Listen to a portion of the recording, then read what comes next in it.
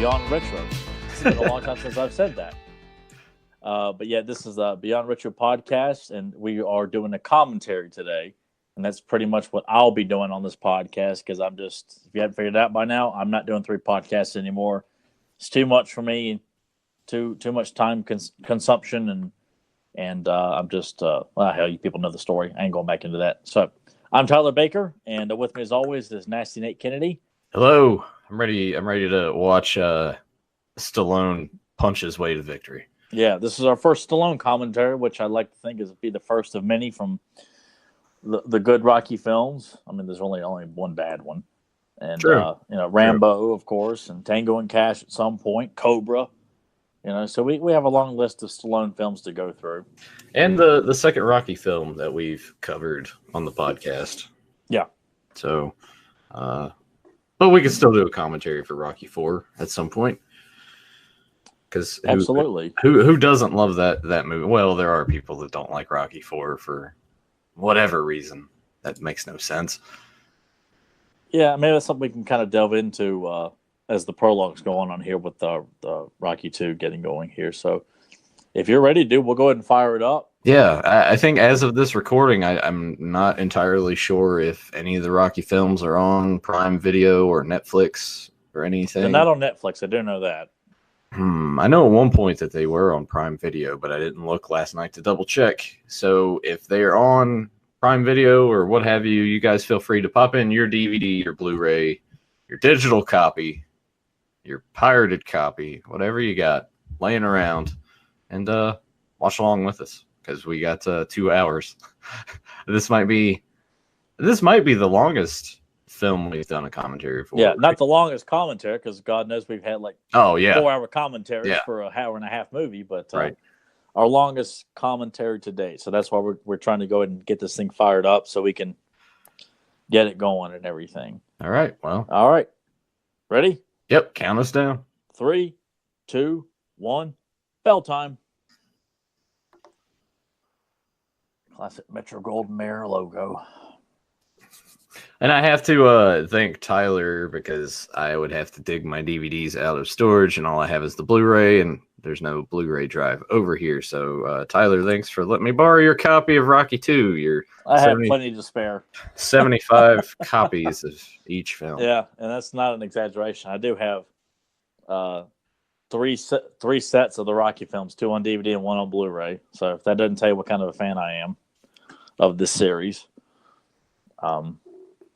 But I chose this one for us to do because I believe this to be the best of the series. I don't think it's appreciated enough. I don't think it's celebrated enough. I don't think it's acknowledged enough.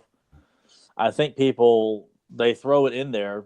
It's not looked down upon, but if it's not the first film, they go to part 3 because of Mr. T and Hogan, or they go to part 4 because of Ivan Drago. And they all in the 5 always gets lumped as the shit film, and I think that's unanimous. I ran into somebody who actually said they did like it. And I'm like, you're just doing that just to piss everyone off. But I think there's just so much more going on with this film than people give it credit, and that's why I think it's.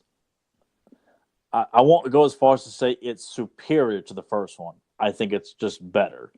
Because without the first one, we don't have the second one. But I think the first, to me, sets the stage for what Rocky and Apollo really are about, and then the second film gets to elaborate on just what kind of. I mean, even more so. I'm not trying to come in and sound all philosophical and bring in some sort of Oxford mentality of oh yes. Well, based on this, no, none of that horse shit. It's just, it's emotionally exciting. The second film is, I think. And just of note, there is a part in this film that makes Tyler get teary-eyed. So we might get a first. No, I want to say this: not just one. There's actually at least three scenes in this film that when I watch it, and I have watched this film. I could not tell you because I've watched 2, 3, and 4 and the first film, but this one the most. It's and it's I know it's coming, and I'm not talking I'm just the tears will start flowing. Of course, I've never watched it with someone yet, so that's why I don't think it'll have that same effect because I'm not as invested in it me personally by myself. Because I use Rocky 2 as one of those films that get you motivated for the gym as well. So I'm gonna say this. I know that it seems kind of cheap, but I do miss the fact, and that movies used to do this, kind of give you a recap, but just actually play the bit from that film. Because like Karate Kid did it. Yes, what if you didn't see the first Rocky? What if you were one of those people that just didn't see it? And at this time, it's not like videos were easily accessible, so it's like you had to catch it in theaters, and that was sort of it. We're kind of like in the early stages of VHS around the time that this is released. Yeah, because that's 1981, I think, or because Rocky came out in 77. I think 1981, because Rocky 3 came out in 83, Rocky 4 came out in 85. But yeah, VHS was just in its early stages. Yeah, so and definitely wasn't affordable for everybody. So I'm glad that movies did this. And I think that there's merit to why they're doing it. I think it's kind of like with Halloween and Halloween 2, like kind of playing the tail end of the film to set up the immediate next scene, which when this is all over, where the ambulance ride to the hospital and then picking right up. I mean, what maybe less than an hour right after Rocky and Apollo get out of the ring. So I think there's merit to doing this. And some people like to make fun of it, but I like how the first film ended. It's not like he actually won. Yeah. So that's a change of pace. And I think it's something that people are afraid to do in movies a lot of times. Which, as a kid, when I finally did see this, I saw the films in backwards. I saw 3, then 4, then 1, then 2, and I've only seen pieces of 5. I don't think I would have, because like when I saw the Bad News Bears as a kid, I was pissed off that they lost. As an adult, I'm like, this is great. I think it's great that they lost. Yeah. And I think it's great that Rocky, it was a draw. Like Rocky, he still wins in the end. He's happy.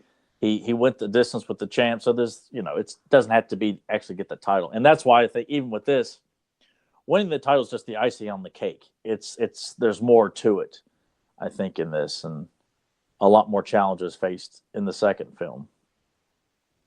Like trying to adapt to life after you've become a star. The money, the success, the recognition, and the questions.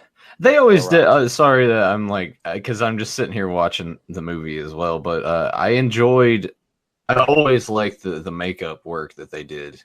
Yeah. In these films, it looks good. Yeah, it's pretty authentic of swollen eyes and busted faces. I mean, they do a good job of showing swelling for 15 rounds of boxing. Get a nice little good jam right here. Yeah. Opening track. Always some catchy music in the Rocky films, thanks to Bill Conti's original score for the first 2 films, and then you got the mix of Survivor and Frank Stallone. Yeah, Frank Stallone riding on his brother's coattails. Which I will say, he has some catchy music. I mean, of course, we see Frank in this film too. Do do do do. There's a Gulf gas station. I always smile when I see a Gulf gas station anywhere today, because they're like extinct. Yeah. Anything in the Rocky franchise that you dislike? Is there anything that sticks out to you that you wish had been like different, or a character or an actor in the films that you're just like, I don't really the care only much for? thing I have ever and I won't, it's not even a major problem, but I've often kind of felt like at times that Paulie's character never really changes and never really kind of goes through. In this film, he goes from kind of being somewhat successful, and then in the third one, he's back to being a jealous prick. And then from there, he kind of stays on that same path after that. But I kind of felt like Paulie, he doesn't really get to show. I mean, he we get to see him show a bit of emotion in this film, like when Adrian's in her coma, he walks down and sees Rocky's in there with her, and he turns around, leaves the flowers, and you can see him kind of lowering his head like he's crying because he's like he can't deal with this. Right. And that's carried on into the Rocky Balboa, where he tells Rocky, like, I can't go through this emotional roller coaster you drag me through all the time. Like, it's just not his personality. He's not tough enough to deal with it. But the kind of crabby, whiny guy who's just always got something smart ass to say. It works sometimes, but sometimes I kind of felt like we don't see anything different with him. But Right. And that's just an extremely minor nitpick, and that's only because you asked me. Other than that, I say the perfect 1 through 4 is a great story for Rocky and the people he comes in contact with. And Stallone's first time behind the camera with this franchise. He went on to direct what 2, 3, 4, And he 5. Did he direct? No. Yeah, Alvison did 5. Excuse me. Yeah. So 2, 3, 4, Balboa, Mm-hmm. and that was it. What is it? Didn't he direct Creed 2? No, Not the first Creed. no. He Okay, didn't. for some reason I had him. But it's and of course Carl Weathers makes his grand entrance here, and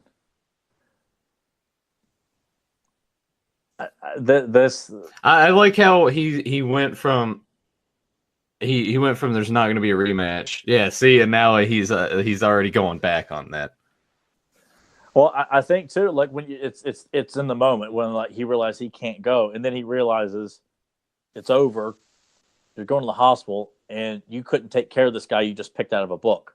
He went toe to toe with you for every round. Yeah. So now some people might say this is kind of forcing logic behind the sequel, but it makes sense when you're just teetering over, and then you realize you won. Then your blood starts to calm. You get your breath back. You start thinking more rationally. And yeah, it makes sense for Apollo to be pissed off that there's no way that guy did that. There's no way he could have done that. Yeah. But it's also that competitive nature of anyone that's in sports as well. Like there's just that hunger to prove yourself without Athletes a shadow of a doubt. Sport, every sport goes through it. And it makes sense in this too, because that's why I feel like there's more character development in this film, because after these events, we don't see Apollo too much longer. Once Rocky's out of the hospital, when he's getting like fan mail saying, how much were you paid to carry that bomb, and bringing in Ray saying you're a disgrace to your people, and it questioning whether or not he really is that good. So there's a lot to prove on his part that yes, he is that good, but he lets his arrogance and his cocky demeanor get the best of him a lot, but because he really is that good. And I'm going to say as well that I know Tyler has put Rocky 2 as sort of like one of his favorites. And for me, it's one of my least watched. Honestly, I don't know how I would rank them. I know before when we did Rocky 4, I put Rocky 4 at the top. But they are tough to kind of rank in a way because they're all good. That's kind of one of the reasons why I wanted to do this, because you saying it's probably the least watched. And like, that's I've heard one guy on the Dan Lebitard show. He works for the Marlins. He comes on to talk movies with them sometimes. He put Rocky 2 as his favorite. I've never heard anybody else in conversation or anywhere else put Rocky 2 as their favorite of the films. So that's why, okay, I'm glad I'm not the only one. And that's why I kind of felt like 3 and 4 steal the show, and for good reason, because of the star power and the monsters that are in those 2 films. And this is still more. It's more attached to the first film, which I think everyone likes to link the first one as the best. Well, I think most people only do that just because it's the cliche thing to say. Well, it was nominated for awards, like people, and it won Best Picture. And this is an exquisite film. Those other ones, they are trash. That's a horrible mindset. I hate it. And I think that's just critics who find it beneath themselves to say sequels are good. Who knows what the hell they think? Then again, too, sometimes they, like Roger Ebert, slammed the thing and said it was a piece of shit, and then he's like, I don't know what I was thinking. The movie's fantastic. I like this moment here of Rocky just taking time to talk to Apollo, just to ask him, "Did you give me your best?" We're talking maybe less than a minute here of this interaction. This tells you so much. That Rocky wants to know, It was real. And Which makes it unbelievable. well, Go ahead. I've always liked just how Rocky is as a person. And that carries on into the Creed films. He's gone through so much, and he's trying to pass down his knowledge. And the speeches that he gives Adonis in the Creed films, to me, are just when it comes to Creed 2, because Tyler finally got around to watching it, he loved it, and we talked about how it just certain parts of those films we were both like tearing up, and I was drunk too when I watched it. So by the end of that, I'm like actually sitting there like, but I mean, I've just always liked just how much he cares and what he puts himself through sometimes because he cares as much as he does. Now we kind of lose a bit of that later on because like the fame does take over, but like he is brought back down to that level again. And, it's especially like in part 3 when he's rise to fame, but then he's humbled because the belt's taken from him. But you understand why it was. It wasn't, obviously there has to be reasons for Rocky to get back into the ring. And this series could easily have like some of the the most laziest logic in terms of like, oh, well, we got to have some sort of motivation to get it back in the ring, and there's a lot of thought put into. Of course, his demeanor talking. Hey, yo! Yeah, I love that. That guy's got brain damage. Yeah, I just love it. He's like, he's just not about that stuff. He's so into Adrian and keeping things simple as walking to the zoo. Of course, this is a beautiful scene here, and I hate snow with a passion, but seeing a tiger walk around in the zoo and it's such a sweet scene, and Talia playing the innocence and kind of naive, like, what? Are you really saying this? Like, she's so timid, even with her mannerisms, the way she's kind of carrying herself. Yeah. And they've been with each other for several months now. And this film there's so many parallels with this in Creed 2, and this is one of them. This scene here is pretty much tweaked a bit. But because it's kind of what he sort of tells Adonis. I love how Rocky really thinks she didn't hear it. She heard it. She just went to hear it.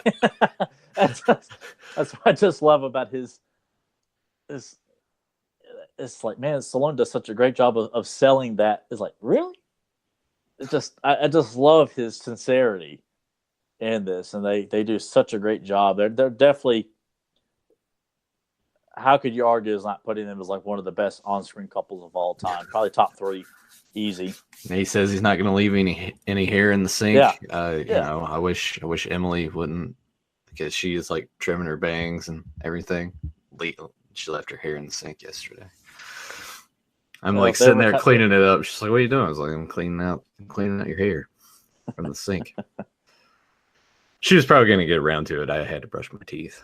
I was impatient, so I did it myself. So it's like, damn, here we are, already getting married.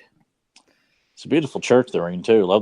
I love those big cathedrals, man. That's I've yet to visit an actual full scale cathedral like that. I would love to just walk around in one. But all this that's why I enjoy all this, everything they're going through, because the fight is just kind of a means to an end almost. Because it's just kind of exploring the past after such an epic event like that for these two. How do you adapt to life? I'm going to toss a couple things from the chat. Have you ever been in a boxing ring? No. My dad was a professional boxer though, at one point. My dad did participate in professional boxing matches. He was in I've got one of his flyers for one of the title matches, not a heavyweight title or anything like that, but it was various boxing commissions in the States. But he did actually train as a professional boxer and was in a few matches as well. But no, I have never been in a boxing ring, but I've always been curious about it. Did you ever talk to your dad in terms of like comparing that to what you see in the films? Was there anything that he was like, like parts of this are pretty accurate? Yeah. Go into any detail? When Dad watches the match, because me and my dad have watched at least the matches a lot together, and he'll pick apart stuff in the match is like, cheap shots or things that the ref would come down on a participant for. Like, they wouldn't allow that in an actual match. Like, a lot of stuff's getting away for dramatic effect, but he wouldn't tear them apart. But if there was something inconsistent with what's allowed and what's cool in a professional match, he would point it out. Yeah. And I guess Fedmon had mentioned there should have been a cartoon for Rocky. How would you feel if there would have been? I feel like where would you go with that? I feel like there's only so much you could do with a Rocky. Like, cartoon. I know kids liked Rocky, and they obviously marketed the Rocky films to children. There's Frank Stallone. It's got kind of a Nathan hairdo almost. You see Nathan hanging out in the streets of Pulaski. Him and Josh Root and Keith hanging around bonfire. What, singing a cappella? Why not? Why not? I really... Except Nathan would be doing, like, snapping his fingers and acting like he's humping something around a dumpster fire. He wouldn't actually be singing. Like, I feel like I could carry a tune decent enough, but Josh, I don't think so. Keith might be okay, but I know Josh definitely wouldn't be able to. Josh would just kind of be there snapping his fingers and kind of, bouncing his head to whatever you're, yeah, or whatever. I'm hearing here that he was almost nearly a part of G.I. Joe. Stallone? Yes, he was. Because they were going to do a Rocky figure for G.I. Joe, and then the likeness was sold to Coleco to do Rambo.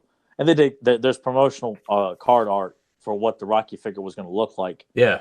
It was also said that they even had written a bio up for him and everything. That's interesting. It is, and I remember I didn't find out about it till like the early 2000, 2001. Or no, maybe even a little bit earlier than that. And I was talking to one of the guys at Happy's, and he asked me if I knew about it, and I think he elaborated a little bit more. But they said that's pretty much how we ended up with Sergeant Slaughter. Was because of that. Yeah, that makes sense. And I really wish they had picked Rambo. Rambo seemed a lot more logical of like making him part of the G.I. Joe force. But I also like the idea of like if we'd gotten a Rocky figure, then we have Big Boa, who's the Cobra trainer, who is also a boxing expert. And I'm like, oh man, I have Stallone going up against one of my favorite Cobra characters and Big Boa. That'd have been awesome. Because then we got the Stallone figures of G.I. Joe with boxing gloves too, and this boxing stick also. Oh man, that'd have been so cool. Maybe they can circle back around to that one day and eventually just put that out somehow. It would be great if Hasbro was willing to pay the money to get his likeness, because I know NECA does stuff for Rocky and Rambo right now, and boy, Tyler's looking pretty hot right now. I actually sent a tweet to NECA asking them if there would be a chance that we would get figures from Creed. They have yet to respond. Or maybe they're like, "Hey, we got a good idea. Let's not give the credit to anybody else here." Oh yeah, it needs to be done. There's stuff to do. Yeah.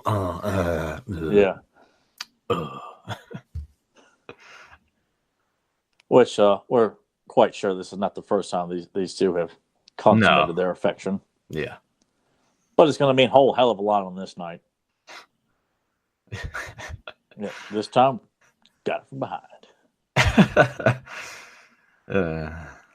And that's why it's stuff like this that I just feel like I always hate that people always want to celebrate Stallone for Rocky and Rambo, but I also feel like he's never ever, at least in my eyes, given enough credit for being the screenwriter and director that he is.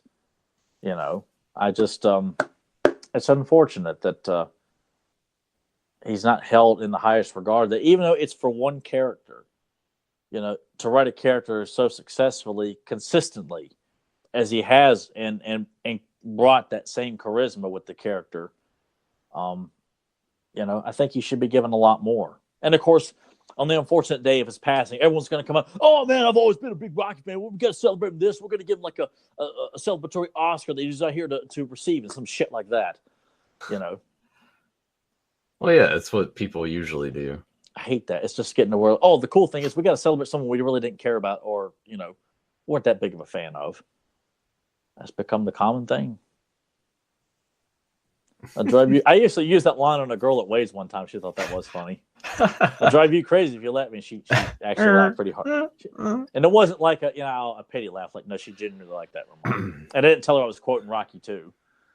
My dad actually used to have a Trans Am. On the hood, it had like the eagle on it, like the gold eagle. He ended up selling that to his sister's boyfriend as a payment for helping him put a new roof on my parents' house. Wow. Yeah. Well, I always kind of like that car, but I mean, he's got what is it? He's got a Corvette from '78 that's in the backyard that he needs to restore. And then my grandpa is already, like, when he passes, my dad's getting his 57 Chevy. It's like a baby blue. So I guess later on in my life, I'm going to inherit a bunch of old cars. And I'm not a car guy, but I will, I'll take those for a spin. My dad used, with the Corvette, my dad used to go real fast and do donuts all the time. Scared the shit out of my mom when they were dating. Blasting Panama on the out of the yeah, probably tape deck or cassette. I don't know what he listened to back then. I love Bupkis. He's such a sweet dog. That was like Stallone's real dog too. I think it's awesome, and it's fun too because I think a lot of people would be doing exactly what Rocky and Adrian are. They kind of just go on the spending spree. People who don't have much would want to go and buy some nice things for themselves because it would be hard to hold back when you've never experienced something like that. Yeah. And I like that jacket too. I do too.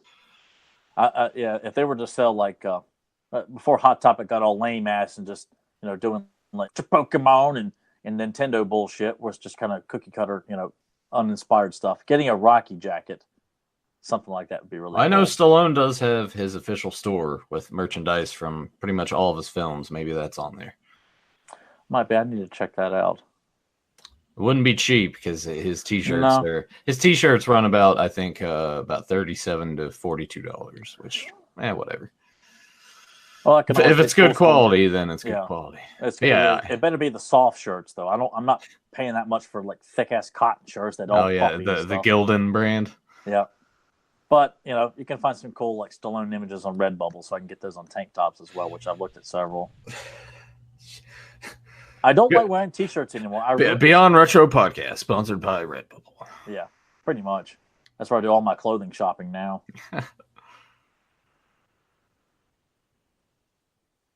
And here's Adrian kind of breaking it down for him because he's like, "Oh yeah, it'll be fun." This would be me because I don't know that kind of stuff, and the woman would be the one to have to tell me all the.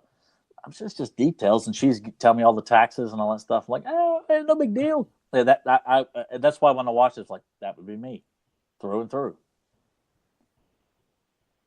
I'm more of a details guy when it comes to stuff that doesn't matter to a woman, like movie trivia and behind the scenes of professional wrestling or something like that. Or that's when I want to know more of the details.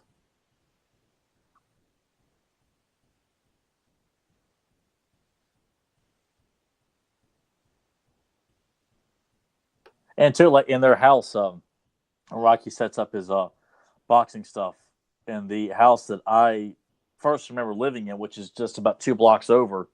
My dad had a boxing bag and a speed bag set up in the basement.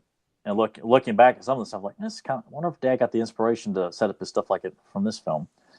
And I like this here with Apollo. This is how he spends his free time, getting hate mail from everybody, just getting fueled for a rematch, which is unfortunate for him.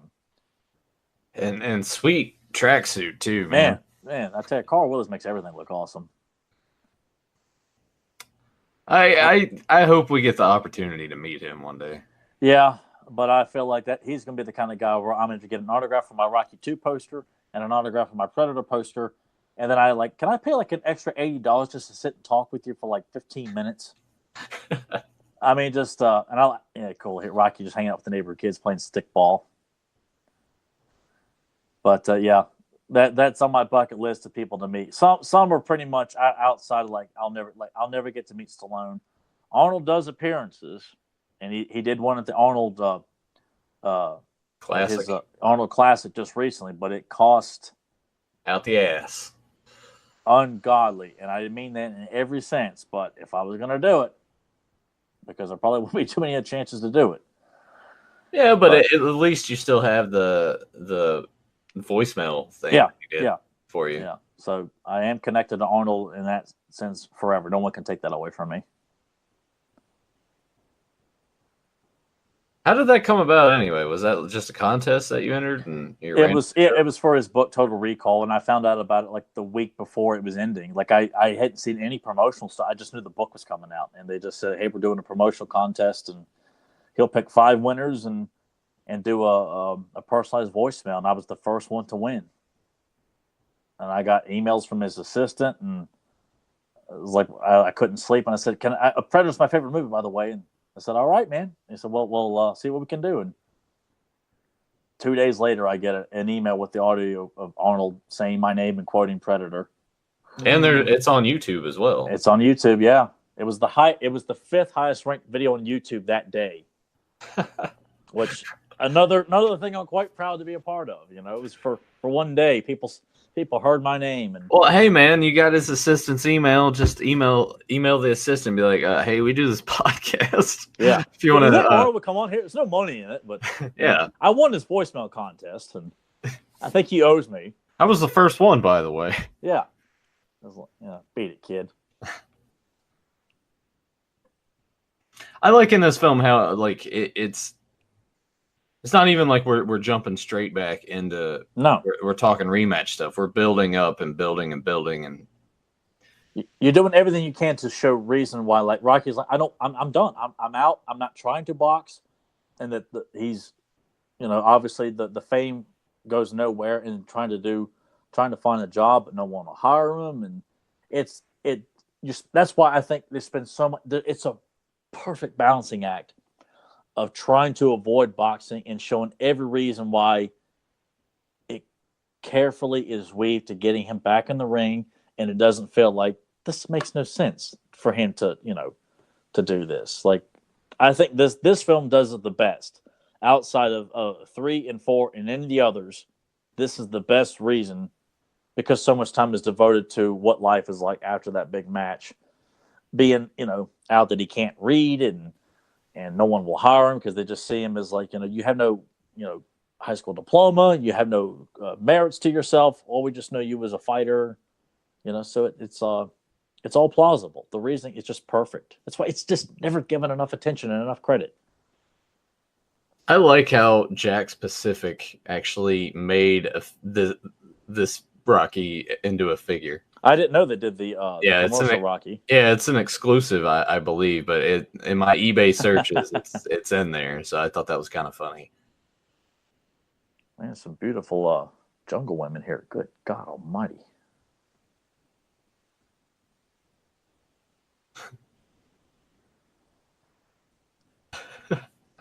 Yeah, and you feel kind of bad for him. You do. Because it makes sense that they're just not going to. They just jump right into it, which I'm sure in most commercials that's probably what they do. There probably isn't a whole lot of prep. Just bring the person in, read it off the cards, do a few takes. There's Art Garfunkel over here. Yeah. But I've always enjoyed that he's just been honest, like almost brutally honest to a point. Yeah. Like he said just here, he's like, "This is what a man smells like." I don't think so. Yeah. But it seems like he's just being himself, but he's not understanding the professionalism. Like, look, you have to bullshit your way in commercials for products you don't believe in to get that nice paycheck. That's why I like that this is the way that Rocky Balboa would respond in this situation. And then he also says, I realize, I don't speak very well either. Like, it's cool that he's just throwing it all out there and cut. Nice denim outfit, guy. Yeah. That says prick. I mean, he's just got prick written all over him in that outfit.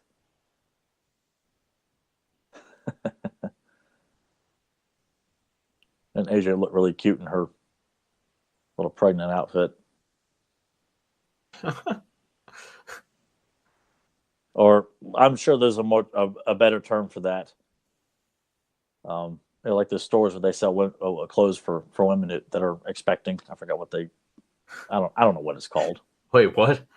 Don't they have like clothing shops for women where they sell clothes for women that are paternity clothes. Yeah, that's it. Yeah, I was gonna say premarital or something. Premarital. I came this close to saying that because I was speaking on the whim here. I didn't expect to talk about fraternity clothing.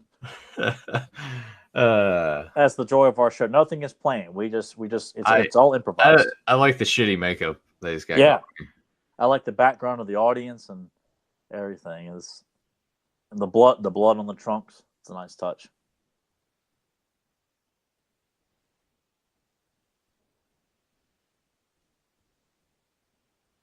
Stallone physically looks really good there. Yeah. I mean, it just shows. And of course, with each film, he gets even more muscular and more lean with each film. Yeah, Rocky 3, he's just like ripped to shreds. Yeah, and then Rocky 4, like he just buries that and shows up with, an awesome tan and just like I'm ready to just tear Drago a new one. Which, all this it's just sad to see that he's trying to make a life for himself after this, based on this fame, and it's already failed. And here he is, wanting to work on reading. Because he feels bad about it. Yeah. And it's just a good intimate moment. It's just them laying in bed. It serves no purpose to the story. It's just fleshing out the life that they're leading right now. I think it's good. It's details. This is what helps continues, like when Rocky like cries when she's in her coma. You see moments like this. It's just really building up the bond these two have together. And all this is done. It's not a montage, but the sequence of him applying for jobs and being turned down left and right, taking time to really add depth and texture to your character's journey. It's sorely lacking in today's films. This is why you care so much when things go to shit. It's like so many roadblocks show up in Rocky's way, from with this to being let go, from Mick telling I'm not training you because you can't do it again, left and right. I mean, it's just like you cannot come up with any more roadblocks popping up in Rocky's path in this film. I challenge you to come up with more in another film. I dare you. You put that out there for everyone. Someone. Yeah, and then some smart like, well, technically, I found this bullshit made up theory from some asshole on YouTube. I'm like, go to hell, man. I'm not buying some theory from some dipshit sitting in front of his computer trying to come up with some horseshit logic of adding something else just to piss me off. Man, that baby blue suit though. It's awesome. I miss like 70s and early 80s clothing styles. Yeah, because they were like the early 80s still had, a lot of the 70s written all over it. Yeah, that's what always, and it's kind of like the 90s carried over a lot of the late 80s. Mm-hmm. So that black gentleman approaching the window is that guy from Roadhouse. Oh, I look like a mother. Did you recognize him? No. Oh, well. But yeah, late 80s carried into the 90s with like the bright neon colored clothing. Yeah. Yeah, because I had a lot of bright. And then after that, it's just like there's no decade identity anymore. Once we got into 2000. No, it's pretty much just kind of blended together as nothing that's going to leave an impact on the culture. And here's I forgot his name too, but the chief in 48 Hours and Last Action Hero, Slater. That's another movie we need to cover. Damn right on this podcast. But the Shamrock Meat Company here, which is a nice addition from the carrying on to the universe that's built. Having Rocky, he's going back, and here he is, Paulie. He's being successful working for Gazzo as a leg breaker, and just seeing all this, because a lot of films are like, nah, it's no big deal. We don't need to show all this. This is why it's so good that Stallone was in charge of this whole thing. I think if somebody else, they probably wouldn't have pushed to have all this footage of showing Rocky working a power jack, cleaning up, and then gets laid off. But all this is just, it's just great. Wrapping the meat, giving a good slap here in a moment. Wham! I can't imagine what that place smells like. Oh man, and seeing Rocky's demeanor too, like he keeps going and doing anything that's asked of him because he's just. I can relate to that because me and Nathan both we bust our ass at work. Well, that's what you do when you're a working man. You and you just keep do what going. they ask you to do, and you just keep trudging along. What if that's where the Naked Gun got their ideas for Drevin running into stuff? I don't know. Yeah, that's kind of how. That's exactly what I look like when I come home. That's a Monday night for me after a long day at work in the gym, and definitely Tuesday too. Yeah.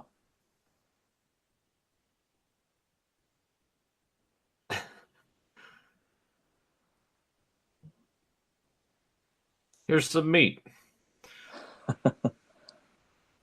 It's still got all the blood. Yeah. It's not even.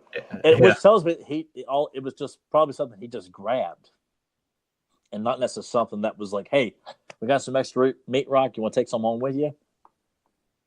But it's always good too that he comes home from that and she's like concerned about him. He's like, "Oh, you look great." Like he's not really concerned about himself. He just wants to take the time to compliment her.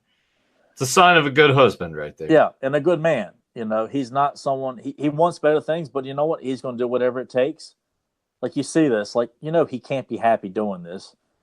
I'm sure there's probably like pinching nerves in his back and just the monotonous and tedium of this job and busting his ass so much, and you clearly get that he's not questioning a single thing.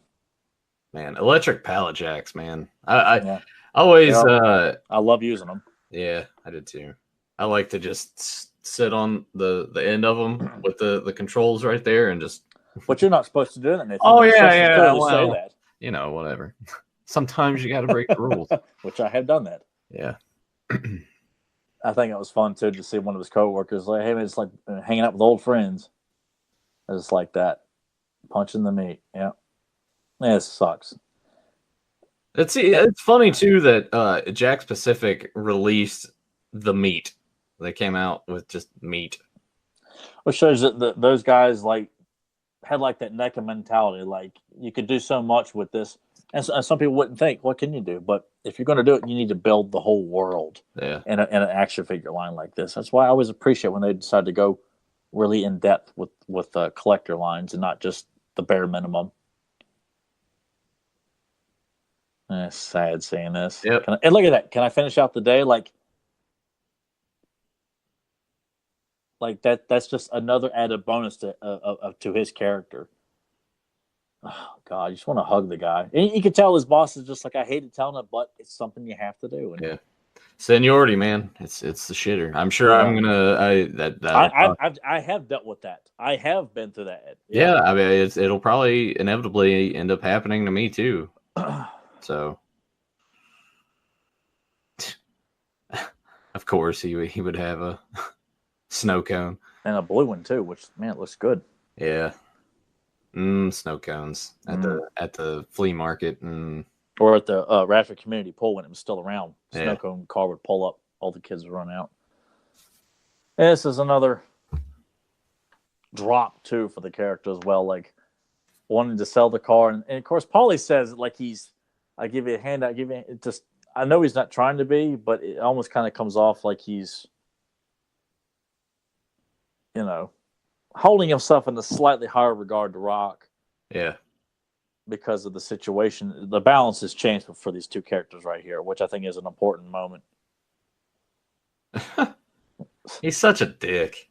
I mean, he is. And that's why I kind of feel like he never has too many chances to, because at the beginning of the third film, he becomes a drunken mess and destroys a Rocky pinball machine. But he's lost a lot of weight. He said this is the skinniest we'll ever see Burt Young.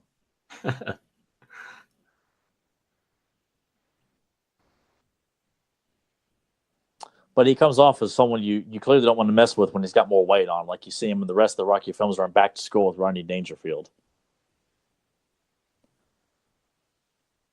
He's willing to just walk home. Man, that's just... Doesn't have to say anything. Yeah, and this is similar to how my dad's setup was in the basement. And he I don't remember it, but he claims he built a small wrestling ring in the basement to, spar around in and move around in. I have no recollection of it because I don't think it was around for very long because we were only in a house for a couple of years.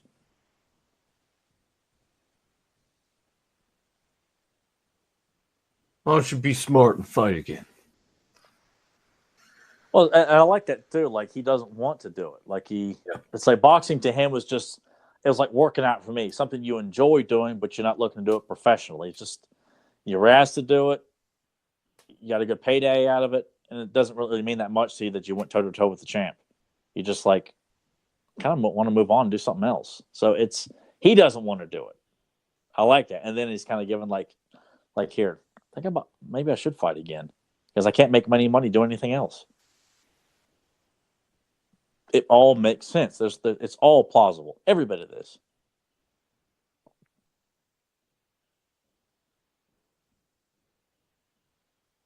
Nah, I like the fact that he was like, I don't like. Basically, you don't need to work.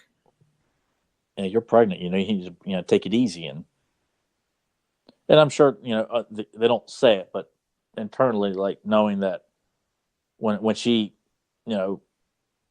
has issues, has complications, and they kind of link it to from her working at the pet shop. I'm sure Rocky's like, my wife had to help support this family, and because I couldn't carry the load and all. It's the stuff don't know what's going on. That he probably thinks that if I was able to carry the workload and provide better, my wife wouldn't have had complications in childbirth because from overwork and stress and things like that. See, people, you don't think about this stuff. That is where we come in. That is why we're here.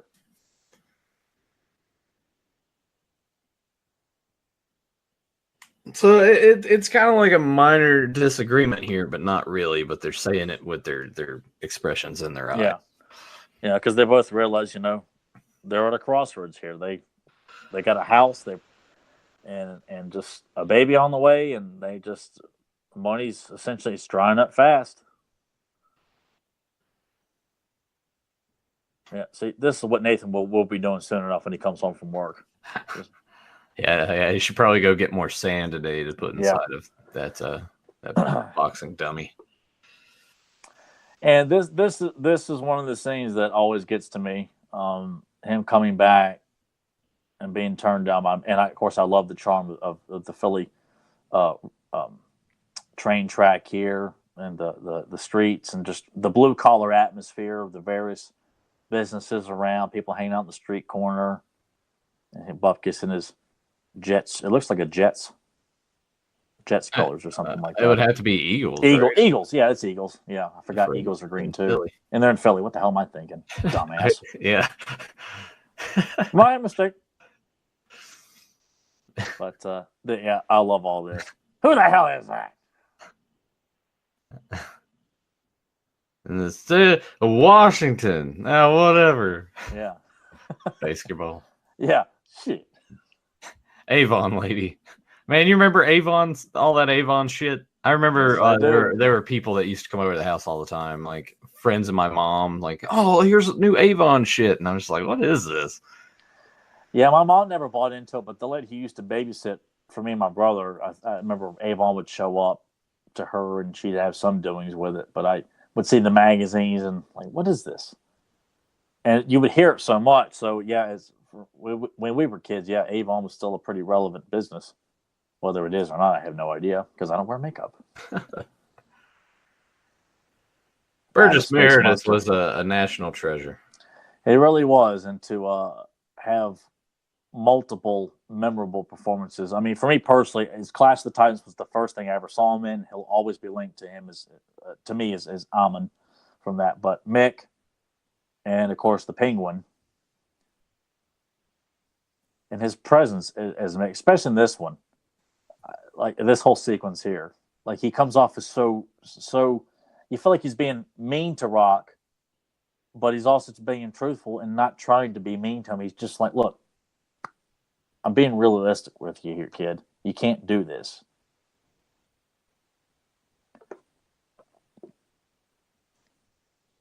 Of course, when I watch I like this. It's just sad right here.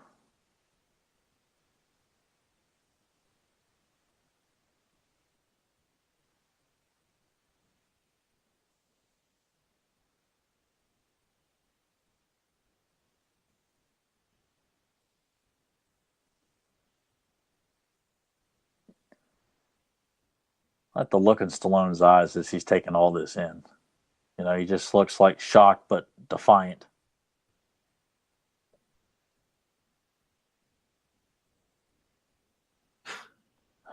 God, I hate that. And you can just tell like that he's broke. You can just tell he's fighting back tears right there at that point. And that's how I look at it. Facing the cruel hand of reality.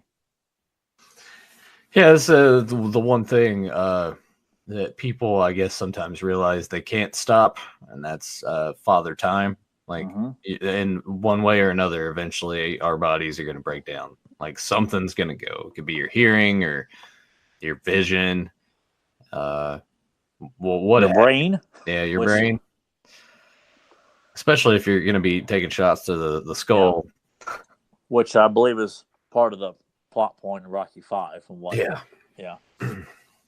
And this is sad too. Like, I gotta him saying I need a job without asking for it, but dancing around it, and it's just I gotta be around it, and just he's choking up and ashamed, and it's like he's at the lowest level trying to make a living, just working at Mick's beat up rundown gym, and him crying here. Thanks a lot, Mick.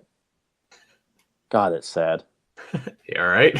Yeah, no, it's I you know, like I said, if I'm watching it by myself, I will shed a few tears because I hate Bill Conti's music playing so gently in the background and walking with his dog down. I mean, could you get any more sadder than that, man?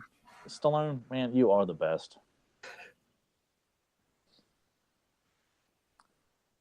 And then we go right to Apollo's determination. I've got to get Rock back in the ring.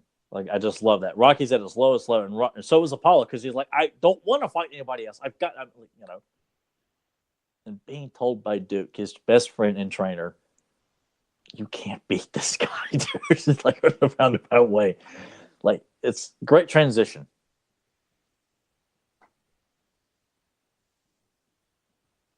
He was damn lucky. He's all finished.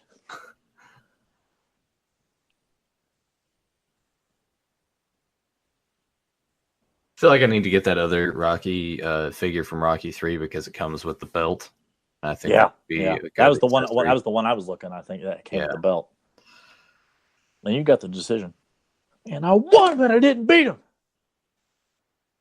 Man, Carl Weathers should have gotten an Oscar for this role. Damn it.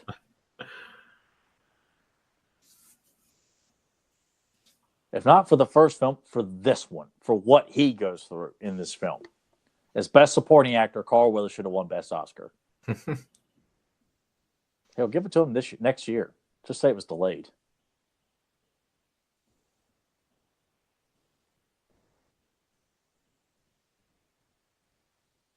Because you see it in the first film, like when Duke's watching Rocky on TV punch the meat, he's seeing something that, no one else is paying attention to. Yeah, I always like that because Apollo was just sitting there reading other stuff, and he's like fixated on that TV interview. Like, man, that he's got something here.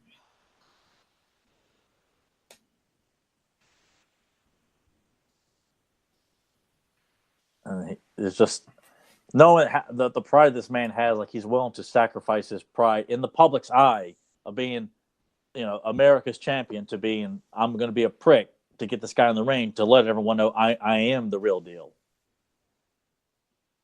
I mean, can you imagine if you're a professional boxer and you are the champ, currently the champ, but people are questioning you, that waiting and trying your best to prove yourself, and all you want to do is get this one guy. It was like, I'm sure it's probably killing Apollo internally, and having to sort to this here, to put out a big public ad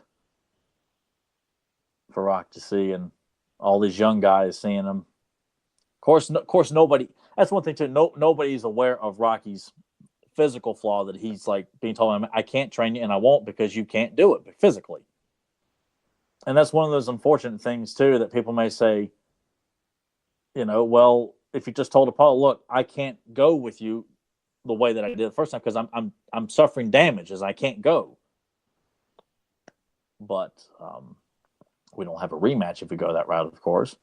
But also, you feel like Rocky feels like he can't make any money unless he does a fight. So he, again, willing to sacrifice his body. I always hate those shitty bathrooms that don't have the doors on the stalls. Oh, I know. As if like you want to walk in seeing some guy taking a shit. Man, how's it going in there? I'm stuck, dude. And I've ran out of stuff to read on the wall.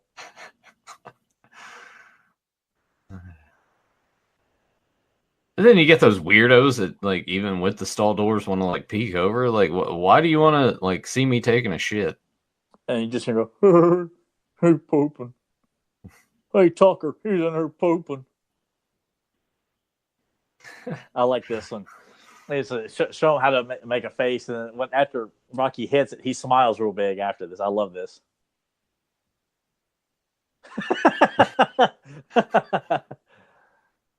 It's just a small moment. I just think it's a fun moment.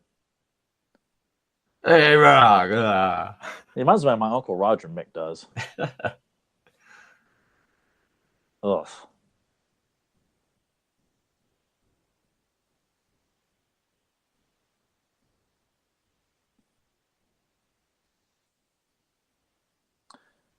And there would be some asshole who just think he can just question the guy who just shook the hell out of the champ because he's working in a gym doing that. So, again, just trying to shake it off. But I don't care what people say. When people say they don't let what people say get to them, you do not walk away or spend time by yourself and not remember the shit people say to you.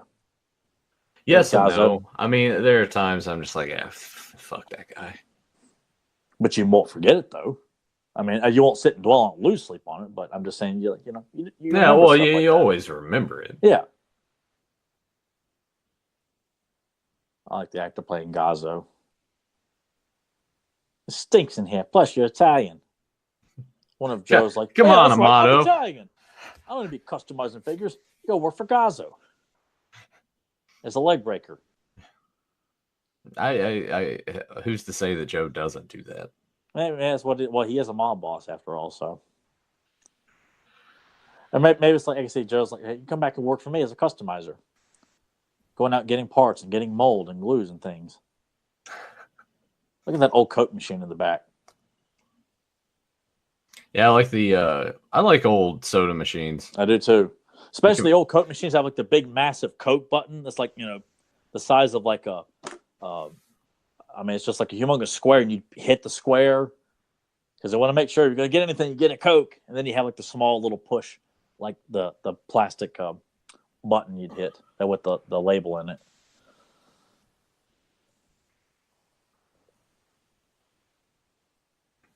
For some reason, I've never minded the smell of pet shops. And they all smell the same, but there's just something. But especially with the smell of like the hamster shredding or whatever, and then you got the fish tanks and the fish. I don't know what it is, but all the pet shops smell the same. I don't know what that common smell is the premarital pet food. Yes, there you go. Premarital pet food by Tetra. Man, I want that jacket. Yeah, I'm sorry. Jacket. I want that jacket. Because the horns don't work. Is that killing you?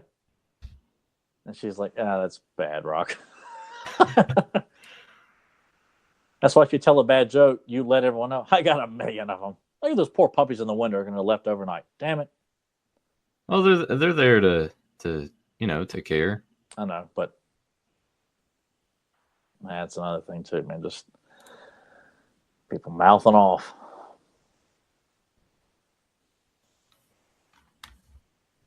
This Coffin Link.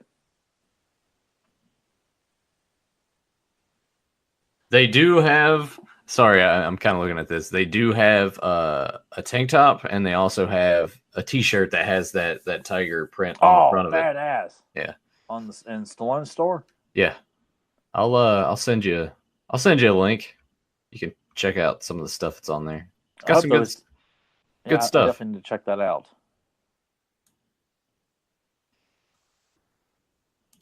All right. Get that back up there. It's a big dog. Yeah, he is. Big, sweet dog. Ain't nothing more satisfying than just hanging out with a furry buddy and just playing with his loose skin, or just playing with his ears, or just petting on him and just loving on him, and it's just. I kind of look at Jasper that way because I feel like he's human. Because I was just looking at his eyes, I'm like, yeah, you're not like a normal dog. And we get a Apollo cutting a promo. It's just like Rocky just cannot get a break here recently. It's just everyone's just constantly cutting him down.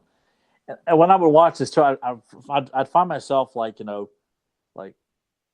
against Adrian, like your husband's being cut down all the time. Can you show him some damn support? Like, I know you don't want him to box, but damn it, man.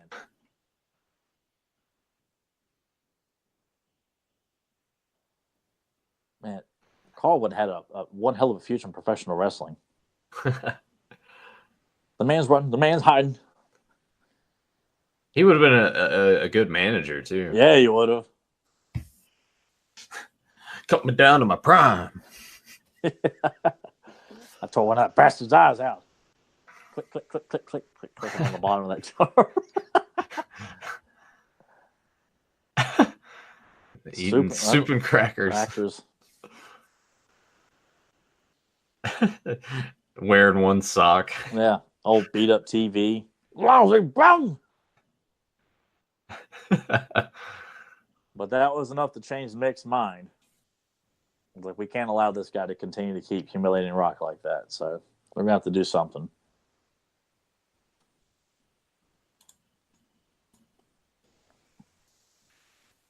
But, I understand, Adrian's mindset too, to have to see your significant other beat up, hospitalized, and having to help out even more. Plus, too, when you got a child on the way, too, you don't want to see your husband in the hospital recovering from, a boxing fight, and you're also tending to a youngster. Right. It's a lot to take on.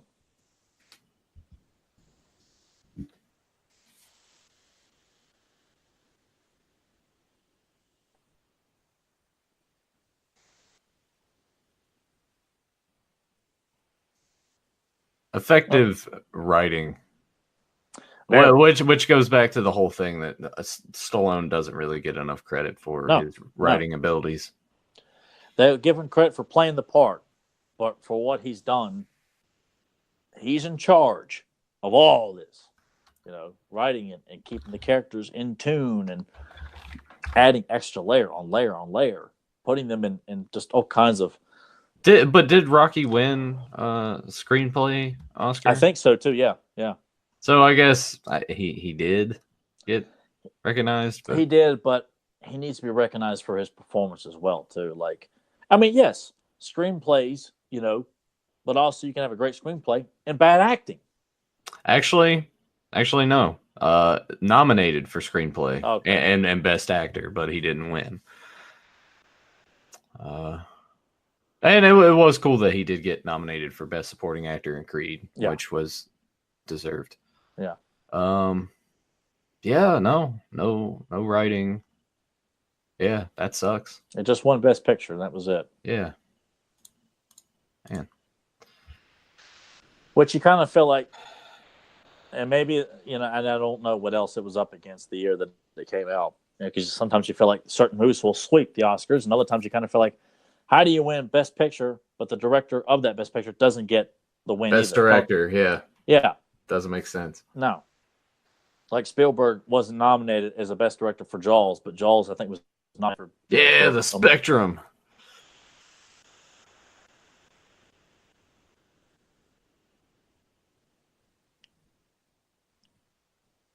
It's just Carl is so. It's like this is no effort for him to do this.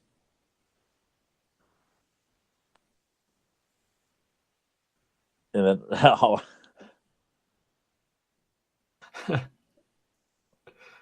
get some of those Muppet toys. I like how he said, wasn't it? Was that Frog and Kermit? Let's just taking time to talk about the Muppets.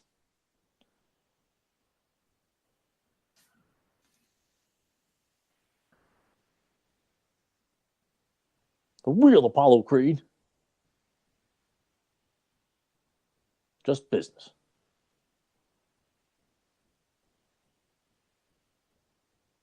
Which I could tell, like, Carl does such a great job of.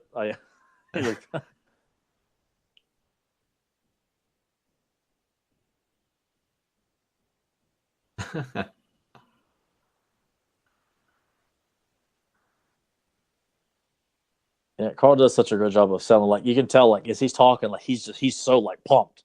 Like he's probably ready to go to the ring right now. Like a bad habit. First, I got to pay the rent. I like it. Just yeah, you can tell Paul was just like, damn it, man. He hates this.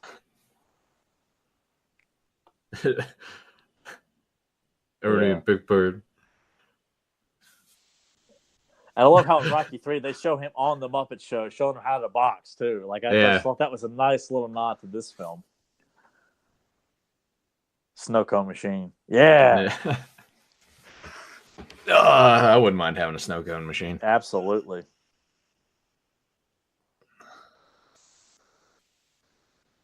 This looks like a circus to you. Come November, you're mine. Two naked bikers in the woods having sex. Having sex. How am I supposed to chick? What's that going on? Yeah, that's kind of my mentality. The big thing is like someone's like, he's really upset. I'm like, oh well. Yeah.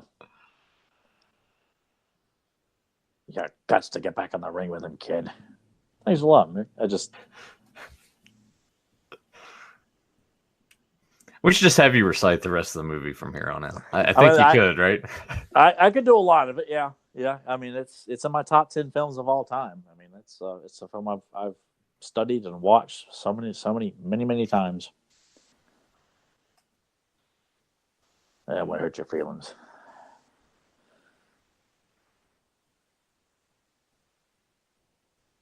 Protect that bad eye. What's cat? There ain't no cat. He has a very distinguishable voice. Very. It's he commands. Burgess does in the role of Mickey. And I still think Penguin sometimes too when he talks. Yeah. And other stuff. Even like grumpy old men, I hear him. I'm just like, yeah, Penguin. Speed's what we need.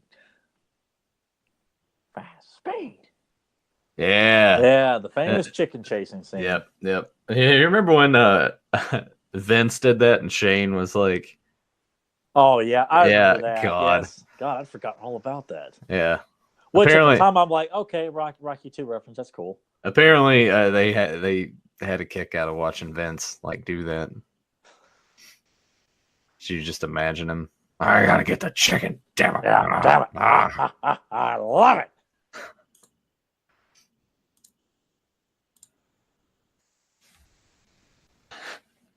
This is such a non. I mean, people think of Rocky Training, they always think chicken, but I often feel like, do you guys know which film that's from, or you just always say, oh yeah, chasing the chicken.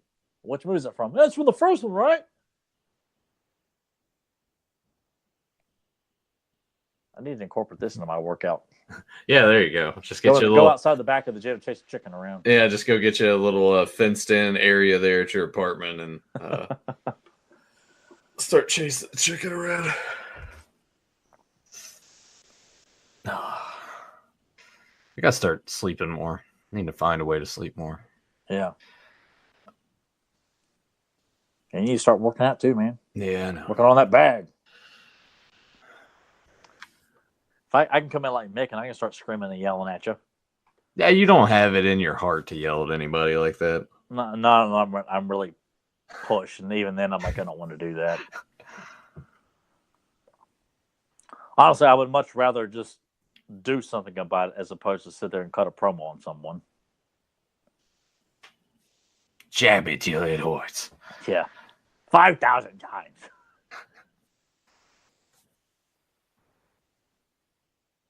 Yeah, look at Carl was kicking ass here. This is my demeanor when I'm in the gym. No talking, no driving, just business, man. It's fun to jump rope too. I like jump rope. I thought about that, but I suck It's at fun. jump rope. It's fun, especially when you get some good momentum going. You got some good music playing. I wouldn't mind having a speed bag. My dad did have a speed bag. Yeah. Yeah. I remember I would see in the Sears catalog at JCPenney, they would have boxing equipment for kids, like a standing boxing bag, like kind of like the one that Big Boa has, the action figure he came with, like a bag that comes on a stand. You just kind of punch the stand, and the bag's something like this, like a little ball at the top you'd punch.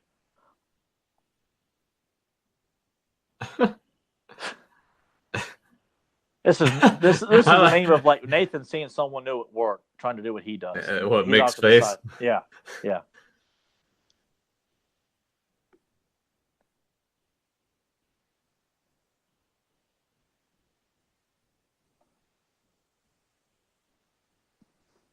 That's probably me jump roping as well. Yeah. I'm coordinated enough on some things, but there's some things I can't do it. Well, it's some things that people just take for granted because jump rope does look easy, but you know you can't. A lot of times you just can't just jump in there. You have to have the right size rope because some ropes are shorter than others. Yeah, you gotta build up that speed, that coordination, keeping your feet off the ground. I mean, it's whether you're switching feet, running, like moving backwards, side to side. I mean, it's looks like they need to change the water out in those fish tanks. Yeah. But you can just tell it's a pet shop ran by two people. Adrian's there is help, and they got the girl that's there running it by themselves. So yeah, it's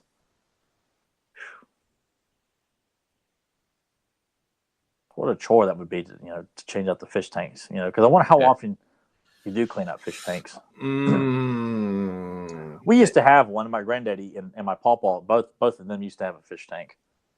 It's quite fascinating. It's usually, I think it's got to be like every couple weeks, once a month. Yeah, that makes sense. I always appreciate gyms that are a lot older or more beat up because there's character to them. Like, I mean, obviously it's nice to go into a place that's clean and things, but like that, when I work at Myrtle Beach, there's a hole in the wall called just the gym. And it's a small gym with a lot of used equipment, but it's beat up. It has a lot of character to it. Kind of like this place is not as filthy or anything like that. But I always appreciate rundown gyms because you feel like this place is seeing a lot of action. A lot of people have come to these gyms and worked out and trained, seen a lot, done a lot. I just feel like I always appreciate the old beat up places like that than some place that's brand new, clean with, we offer free pizza on Mondays when you leave here, like they do at Planet Fitness. Can you believe that? Yeah, there's a lot of those Planet Fitness and Anytime Fitness and all that stuff around us. I see them. It's Anytime Fitness. It's cool because at least it's 24 hours. Yeah, so. Yeah. Well, Planet Fitness is too. Yeah, so there's like no excuse. Yeah, it's just making the time to do it, and of course, Planet Fitness that are all about trying to coerce people just to do the bare minimum, and you can't walk in wearing tank tops or a certain kind of tank top, and they don't have even some of the basics. It's just I've never set foot in there, and I'm not going to, but I know people who have, and like, God, man, goes against my religion.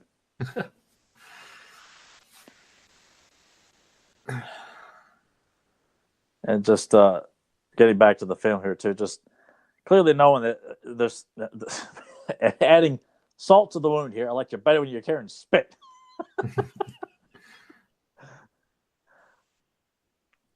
Joycey. Oh, yeah. It was funny when we were going up north to go to the wedding in Boston.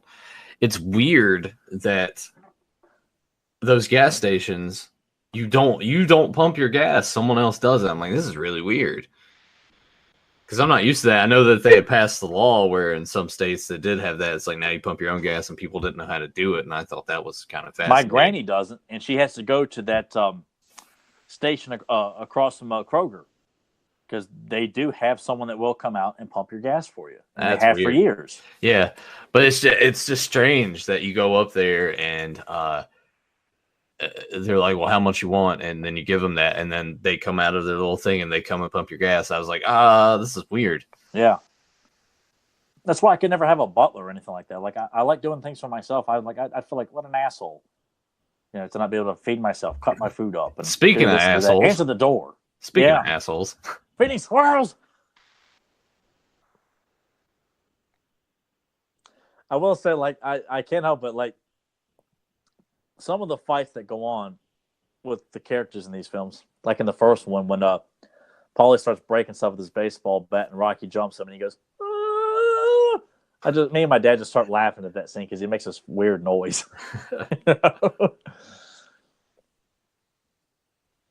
Or when Rocky and Mick get into it in the first film, and Rocky just screaming and yelling and punching stuff. It stinks. I just some of you just can't help but laugh just because you've seen it so many times, and you know you can take a serious film and you just start quoting and laughing about it. Then when you do watch it, all you can do is just laugh. But don't you ever come back in here.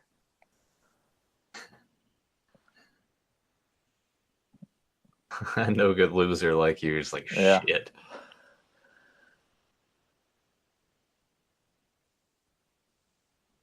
Well, it's almost like too, like Mick is so far removed from what life is like outside of boxing. Like he doesn't. It's almost like he really doesn't know, or he doesn't care because he doesn't know what it's like to go through a lot of this stuff because he's probably left a lot of family in the past. Boxing is his life. And when you see someone like Rock wasting away, like family doesn't mean anything. And I think this is what kind of brings him down to peg when he sees what's really going on. And a parallel to Creed 2. Their daughter's born, but can she hear? The complications. Spoilers for Creed 2 in case you guys hell, you know haven't what? I'm watched not saying it it. spoils the film, but you know what? I'm sorry if that spoils it for you, but But yeah, that was another part where it's like the tears start welling up in the eyes. I'm just like, no. Yeah, and this is right here. This is one of the scenes that if I'm watching this by myself and Stallone is just breaking down before our eyes here. Well, here I'll be quiet and you can take it in. The sound's down, so I can't. I just know what he's saying because I've seen it so many times. Just turn it up, man. Nah, I'll get sued by MGM.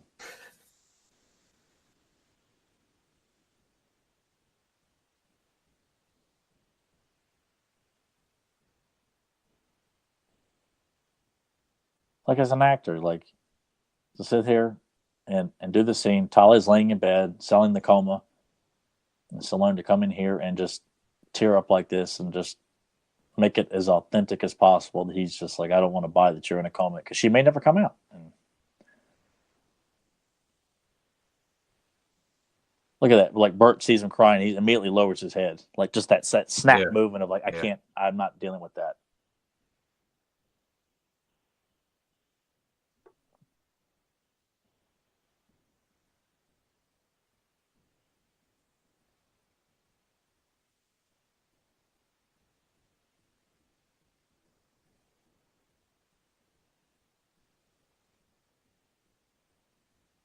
I'm just being quiet because I was hoping we'd get the tears.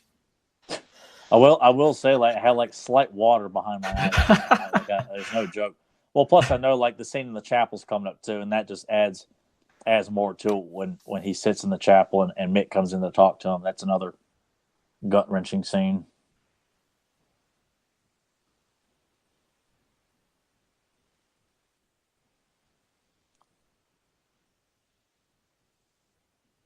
I don't go to hospitals too much, but I've often wondered, when I do, if they do have a chapel. And of course, the one that I have seen is the one at Montgomery, and it's like this, like a closet. I'm like, this is your chapel?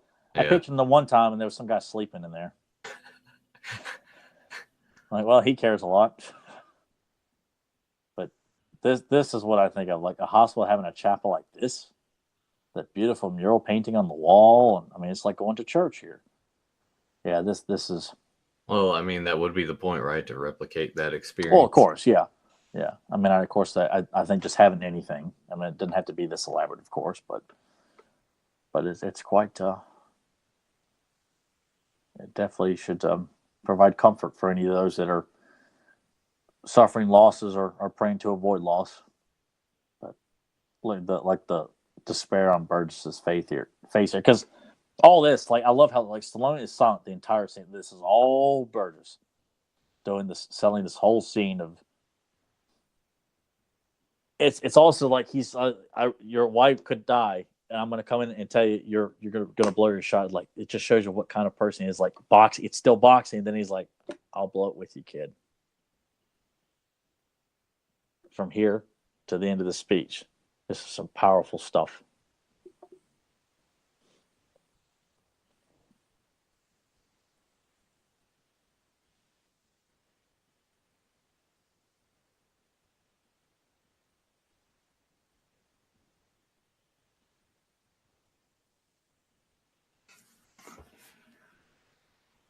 Sorry.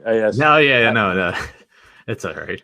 I feel like if people listen to this, they want to hear us talking and not like going silent. But yeah, but if they're watching it with us, then they get the reason for the silence. Like, I just looked the lack of care in Rocky's face. Like, I could give two shits right now. But I like how Mickey says, he wants to prove, that all you were was just some freak the last time. Like, and don't lay down in front of him. Like that's some just powerful words he's saying here.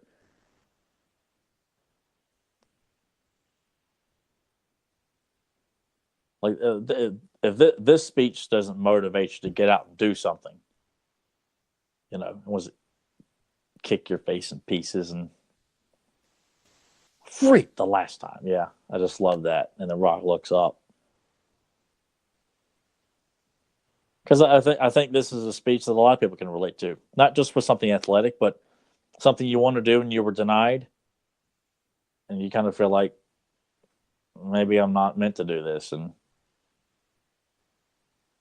it's a motivational film. Sometimes you just need that person to like kind of give you that swift kick in the ass. Yeah. To get you to go and do it. Yeah, because he's also it's like he's opening up for the first time and saying, kid, you're a whole hell of a lot. And it's like something that Burgess probably should have said a long time ago. And for him to sit down, because in the film it's not really elaborated on until at least mentioned till 3 that Mick's Jewish. So not that it means anything, but he's going to hang out with Rock in this, Christian chapel and just join him as Rocky prays. And just this montage accompanied by Bill Conti's very soft and sentimental music, just playing up this waiting for Adrian to ever come out of this coma.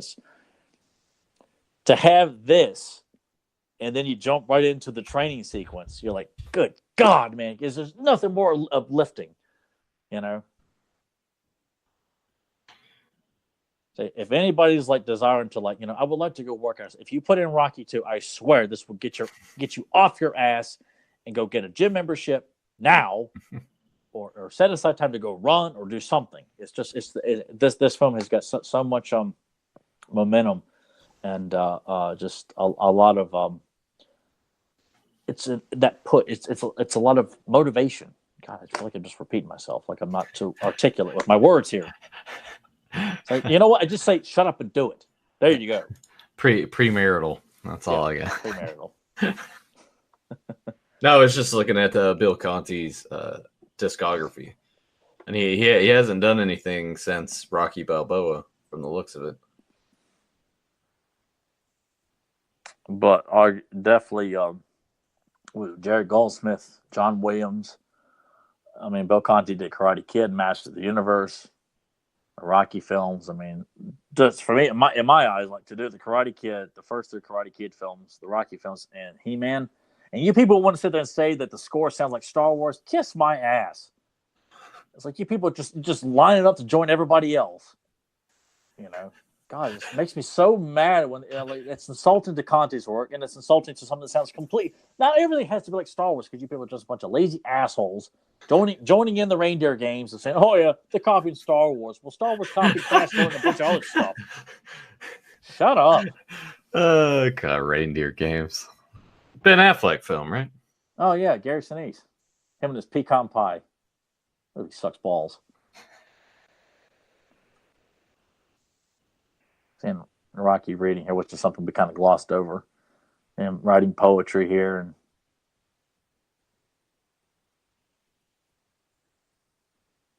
just so much attention and care put into the relationship for these two.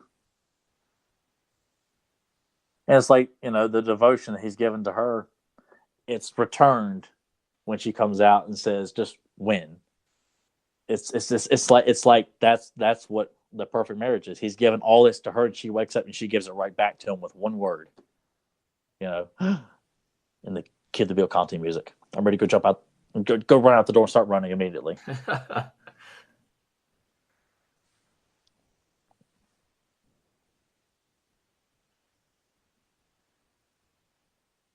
Here you go, gentlemen. If you want to be the perfect boyfriend or husband, just watch this movie. Yep. Because this is what you always have to have in a relationship anyway. You got to have that balance of, well, I want to do this, even though it's sort of against. It's sharing, it's give and take, and yes, and that's why I feel like it's important. Yeah, if you don't want to do something, but don't sell the fact you don't want to. Just go along and do it, bite your teeth, and then tell them after the fact. No, but I did it for you. But not in a way where it's like you use condescending. Well, you don't want to use it in an argument either. It's like, you remember that one time I did that for you? Yeah, remember that shitty movie you drive me to go see? I did that for you. So you, right here. Yeah, people have a tendency to fall into those traps when they're arguing with one another. And Adrian is out, and the music it's like a flower blooming here. The music within her opening her eyes here. I knew you'd come back. God, that's sweet.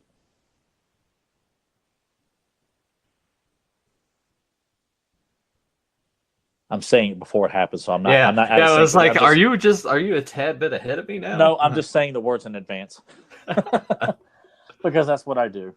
Is there an echo in here? Yeah.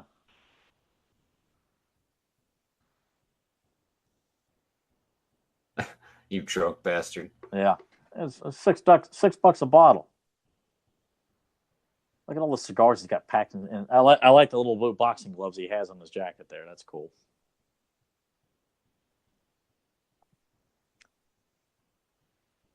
Little Winnie the Pooh blanket. Did your mom keep a lot of that stuff? Like my mom still has the little bracelet that she had and I had when we were in the hospital, the blanket that I went home in. I think my mom has got some. I mean, my mom, not much though. My mom's got a scrapbook full of here's your first this, here's all of this. My mom's got a scrapbook of tons of baby pictures and pictures over the years. So, but no, actual. But no, actual items. Stuff. I don't know for sure. I really don't. Like the newspaper clipping that I guess my grandma put in there. I know my granddaddy did get a paper of the day that I was born. I think he sent it to us one time, I think, for my birthday or something like that. Now, here you go, people. This scene here, if you don't want to we'll make out some other ways, There's one thing I want you to do for me. Lean here carefully, guys. Yeah. Yeah! Boom! What are we waiting for? Take this! I got goosebumps in my face because it's guaranteed your money back. Yeah, I think my eyes watered a little bit. Damn right they did. And I'll listen to this sequence when I work out a lot too. The training, Mick yelling. Call it silly or what? Movies motivate me. It's what motivates me to stay in the gym.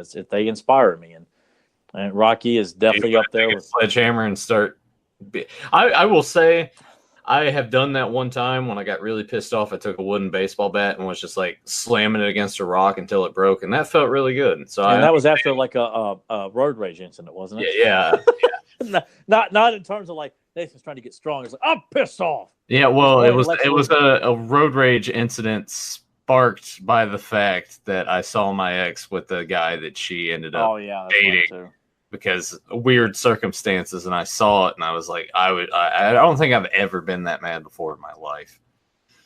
Anyway, let's get back to the training montage. Tyler, can you do push-ups like that? I haven't tried it, and I think I tried maybe once years and years ago. That just looks like it would hurt your back.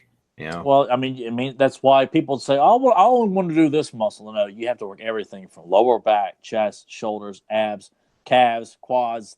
Everything. You cannot cut any. If you want to be strong at something else, you got to strengthen other parts of your body, and that's something that people don't quite grasp that when you're lifting weights and want to get in shape. If you want to get stronger at bench, you need stronger shoulders and stronger arms and a stronger core. It all work. It all it's all one big puzzle. I Now, do this. I actually did that the last earlier this week, behind front to back shoulder press. I did that with the barbells. is he going too fast with that? Because I heard if you go too fast, it's a little too jerky. Don't you want to kind of go slower? Well, I mean, if you can get up good momentum with what you can handle, but if you have nothing to re-rack, it's very easy to lose your balance if you're moving too fast and sling the weight a little too far back. So it's dangerous stuff. But if you know what you're doing, you get the most out of it.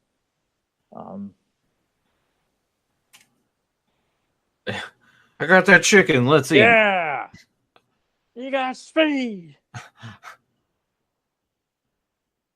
Build, speed. Yeah. So I got no sound, and I'm giving myself goosebumps as I'm watching this. See, it's good because I get like you talking and movie audio like all in here, so I can hear it all. But Adrian had some massive heartburn with all the hair on that boy's head. Yeah. Because my nephew Brian had a lot of hair when he came out, and he gave Kate and Abe like a lot of acid. Dude, I was bald until I was almost a year old, and I didn't have hair. Here we are, man. This is one of the most memorable training sequences. I think better than the first film. Yeah, if you playing Gonna Fly Now, if you're it's even if like you feel like you can't do anymore, whatever it is, if you put on Gonna Fly Now, that music will not allow you to shortchange yourself in whatever you're doing. And that's inside and outside of the gym.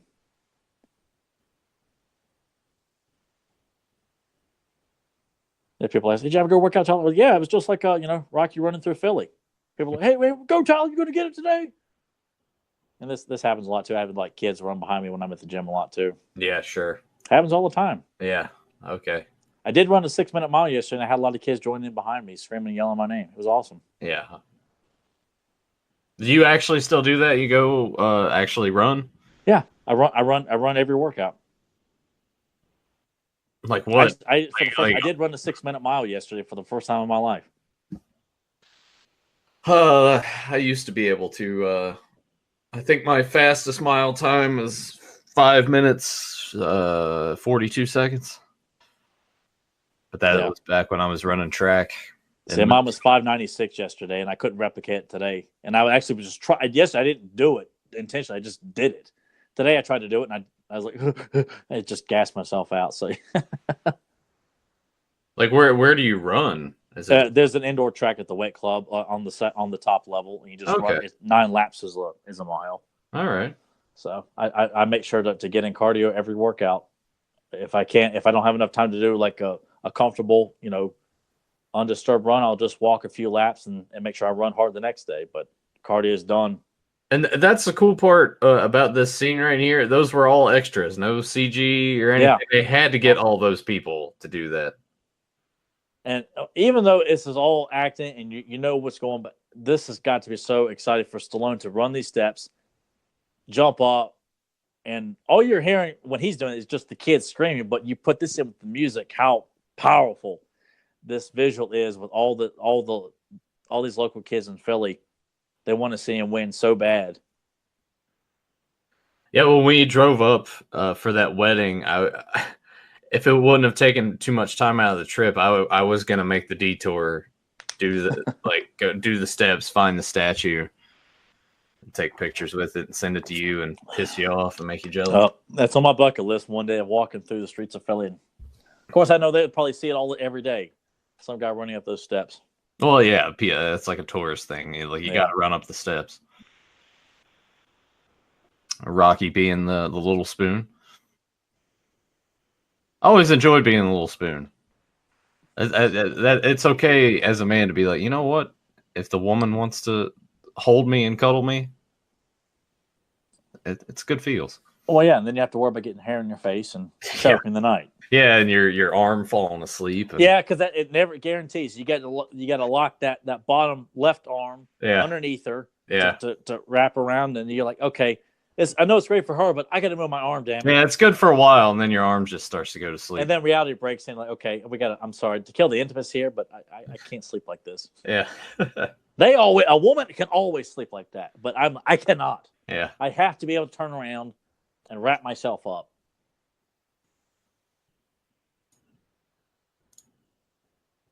Man, I tell you, for a movie that's got a lot of running time, I feel like, man, we're approaching the fight already. Yeah.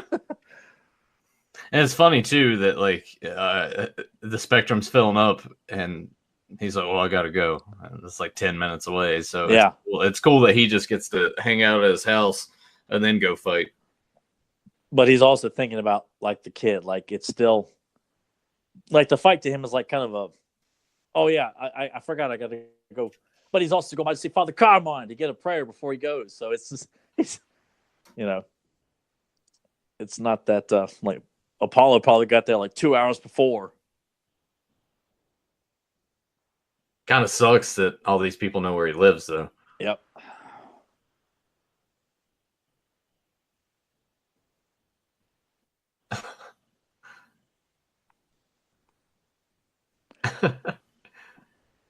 I like this, though. Like, even though the baby's there, like Adrian having to stay home and we're watching her and Paulie's reactions to it on TV. I think it makes Rocky's like speech at the end that much more epic.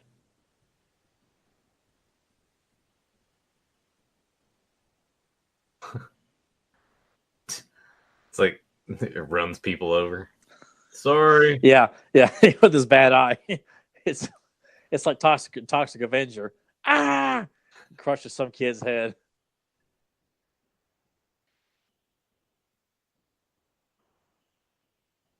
But I'm a crusty old white man that's probably not stepped inside of a ring ever. I'm the expert.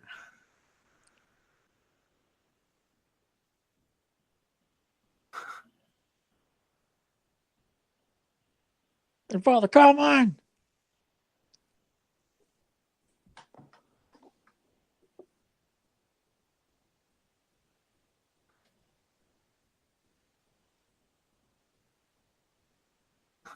There's Joe yelling at him. Yeah, that's where you got that with the hand thing, huh? Where he's like doing that. Which I asked him if like his family does stuff like that, and he said, yeah, you like his grandma would make gestures like this and stuff like that too. And I wonder if, like, I think it's the line says, where one of the comments here says, I've never seen so many Italians in one place. Hey, you said that, not me. And one Joe's like, how dare you? I'm Italian. Because, like Joe, you're not Italian. You're not black either. You're white bread white, Joe. No matter what you say. It's like Tyler Myers, the guy I used to work with, loved to tell everyone he was Jewish. And he was only like a quarter Jewish. But because it was that quarter, he loved to tell everyone, yeah, I'm Jewish. As if like it was a joke. I'm Jewish. My spine. Need to pop your back there. My back doesn't pop. Like Emily can pop. I know when you do the twisty thing, my. Well, that I can just do this. Oh yeah, you can. I heard that. Yeah. Yeah, I can't do that. I wish I could. Ooh. Oh boy, it feels wonderful. Yeah, I can't do it. No, nothing. But it feels like it needs to. I'm sure that. Yeah. I think when it needs to be popped. I'll give you a good bear hug and just pop your spine. I could do it.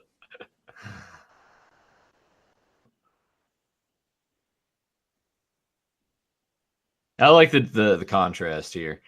Apollo's like throwing his fist, he's getting amped up, and Rocky's just sort of like doing a prayer, hanging out by the sink.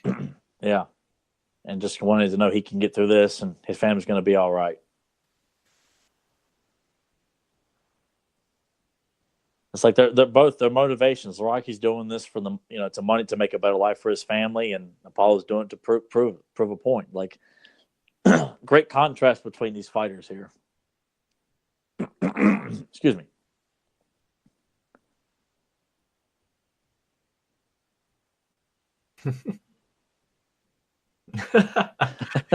Like not focused on the fight at all. He's just. Yeah. But then again, too, I feel like if you're nervous and get ready, you would talk about other things to kind of ease the tension you're going through right now. Just easing the tension, baby. Just easing the tension. Yeah. Ease it up on someone else. Yeah. Back when Sandler was funny. Yeah. Hard to believe there was a time. Man, look at all the extras in this stadium. Yeah. Real deal, people. None of this CGI bullshit. Did that stick out to you a little bit in Creed 2? Just a tad, like the CG crowd? I mean, it did to me. It didn't bother me, but I was still just like, oh, you couldn't get like a few thousand people to, or at least for a few camera angles to at least give the illusion that it's jam packed in Vegas. Because just everything. I mean, every live action film now, it's just like I'm waiting for dramas that take place in rural Nevada or rural like Kansas. All CGI. We did it all on green screen. Can you believe it? My God, I hate how studios don't want to actually build sets and go on locations. I hate that. And that's why films like these, like the Rocky films and Predator and various other classics, Jaws, it ain't about because it's nostalgia, what we grew up on, because it's quality. And you'll never be able to beat quality with as much quantity as you want to throw out. Ever.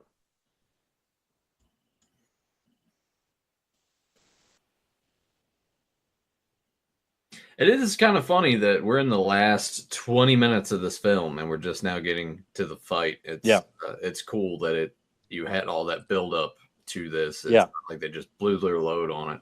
No, and it doesn't feel like, like a shitty Marvel film where they throw in a bunch of stuff just to drag it out to fill in, a 2-hour gap. Like, no, because Rocky 3 is a lot shorter, and so is Rocky 4. But everything you're giving it, because it's like, that's not the story they were trying to tell. It's strictly a fight film.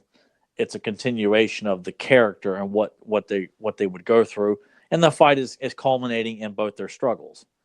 It just, I mean, obviously, you could say that 3 and 4, it's about getting to the fight. Which in a roundabout way it is, but it's not necessarily a bad thing either at all. Because 3's got some great stuff in it too. Some great character stuff with Apollo and Adrian and Rocky. Man, guys, this girl's hot. Well, he's got the money to. He does have the money. I love that mural painting of them, that banner. Yeah. Of both fighters. And it's something too that I don't feel like gets elaborated on enough. I mean, they've done some interviews, but doing the fights, the choreography of doing these fights. Yeah. Because obviously you got an audience there watching these guys pretend to box. And yes, there are some live rounds that do connect.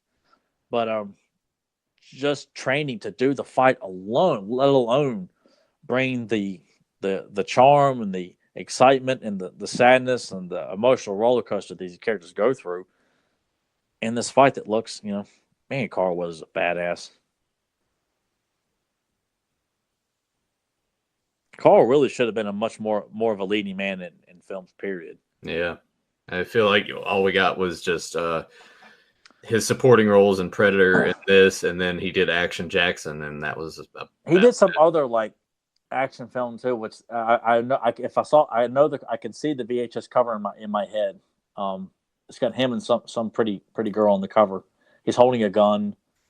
Not like kind of like Action Jackson, but he's wearing like a button-down shirt or something. I can't remember what it's called. But it's just a shame that he didn't get any more than he did, because he had what it took to be a leading man. Look at the guy. I'm probably gonna end up buying some more of the Jax Rocky line. How much more? They can't have it too anymore to go. Well, I mean, you can always get you get the Apollo, you're gonna get Rocky and 2, and their variations from the first film and the rings. I don't got space for those, man.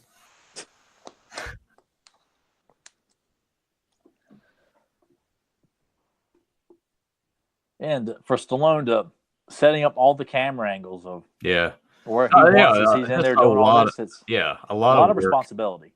Yeah, making sure that it looks right. Yeah. Like Realistic when you're enough. doing it, you got to snap your head back when you're throwing Yeah. those punches to help sell it. I mean, there's so many small details they never talk about in documentaries or interviews and stuff. Those are the things I want to know more about.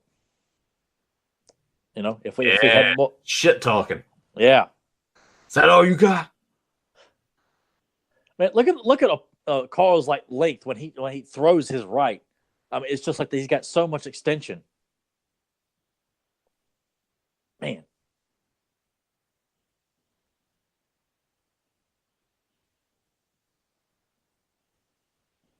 Do you know of like any inclination of how long this took to film at all? Anything the like that? the fights. I know that for a lot of the training they would do this in between. They would do a lot of prep for it early on, and it's I could not tell you specifically like to just film this fight. No, I have no idea. But There's me drunk yelling at the yeah. TV when JBL cost Jericho his return match. Man, what a lame and that could have been really good with Jericho and Orton, and we got to get JBL back in because he wants to do a program. So we'll just botch this great idea and throw in JBL. Sucks. Trump.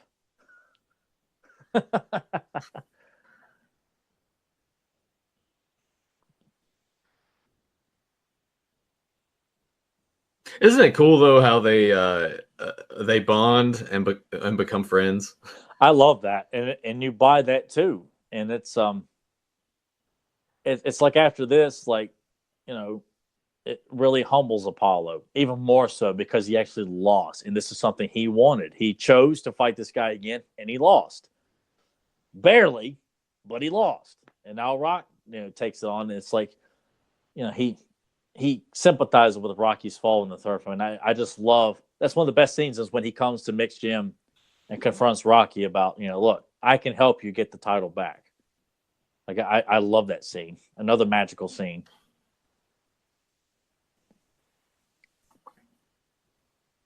And I love this round here because this is when Apollo starts getting cocky. Get your cameras ready. He's going down, and then he winds up his right hand, and it's just like he snaps it so fast. I don't know how he does it, but when me and my dad watch this fight, let's come up here in a moment. I'm getting ahead of myself here. Can't imagine. I know that they prep you for it, but I can't imagine just getting like hit in the stomach like that. Oh, I know. Here it is. Get your cameras ready. He's going down. Watch him sling his right hand up here.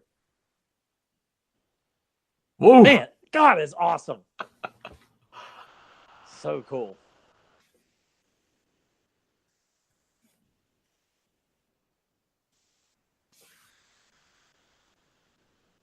See, and Adonis Creed goes to this too, getting knocked on his ass. And then it's just, all right, then he just awakens the beast in him.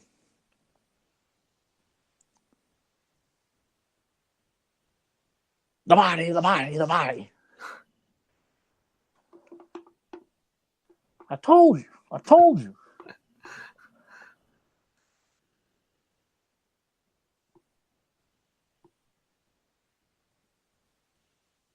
Yeah, time to kick his ass. Yeah. Not quite, and it's coming.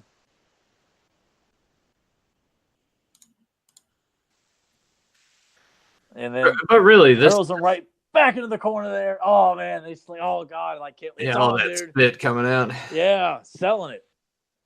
And the bell rings here, and give it up, give it up. Oh, and I love this. Ring the bells. I'm standing here. God, I love this. Cue the conquest score or the conquest track for Bill Conti. Oh man, everybody get ready for World War III. Getting chills here. I ain't going down no more.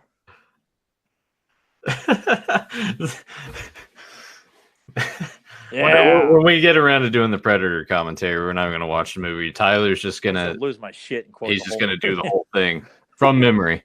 Yeah. And I could do it too. Yeah, I listened to this. This is great music. The Conquest track is awesome to listen to, and the fight itself if you're working out. Great stuff, man. I'm telling you.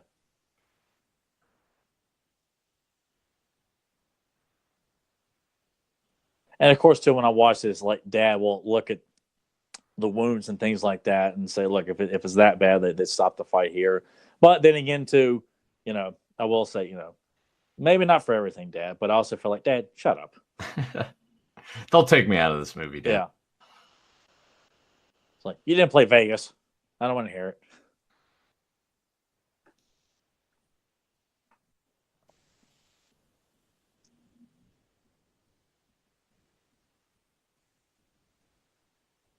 See, right there, when he's holding on to Rock, Dad tears that part apart. That grabbing hold of Rock's head and then uppercutting him into the gut. He said that's something that Dad has always pointed out. Which, I mean, the refs would probably intervene and like break that up. But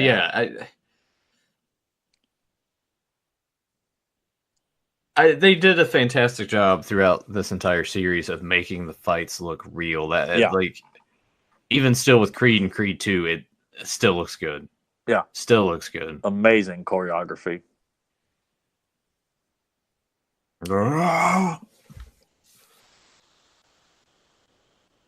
dun, dun, dun. Dun, dun, dun, dun. He just lost his first round.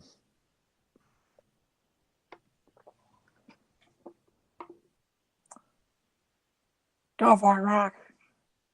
But they did a good job, too, of just, like, showing the sweat and the spit and the blood, like, flying every time they get hit. On Apollo's trunks there. Like, you can see it, like, the sweat. I mean, that's those kinds of details that the audience is not looking at it. They're not thinking about it. It's the package, everything. And that's a great director, like Duke spitting here.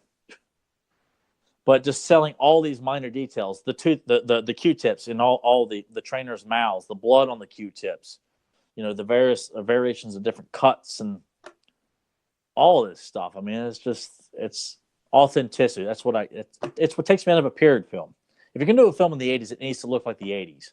Don't just tell me this is 1986. Based on what? Because you said it was?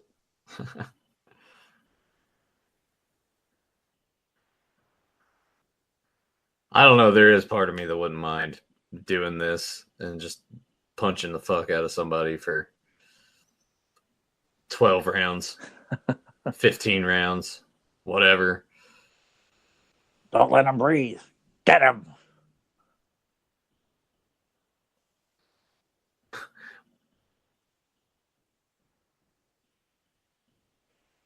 It's a shame too that boxing isn't as prevalent and popular as it used to be. I blame that heavyweights are draws and everything boxing that was lightweight stuff, and they plugged the hell out of McGregor and Pacquiao, and no one gave a shit after it was over because people were thinking it's gonna be watching the Rocky movie, and I didn't watch it because I don't watch boxing now, but I miss the days when we were kids and further back, guys like Mike Tyson, Holyfield, and George Foreman and Lennox Lewis, all these big heavyweights, those were draws. Now everything's small stuff, which is nothing wrong with that. But in terms of drawing power, unless you got a machine to book the hell out of a Mayweather fight, you just kind of feel like it's just it's small guys boxing, and it's more.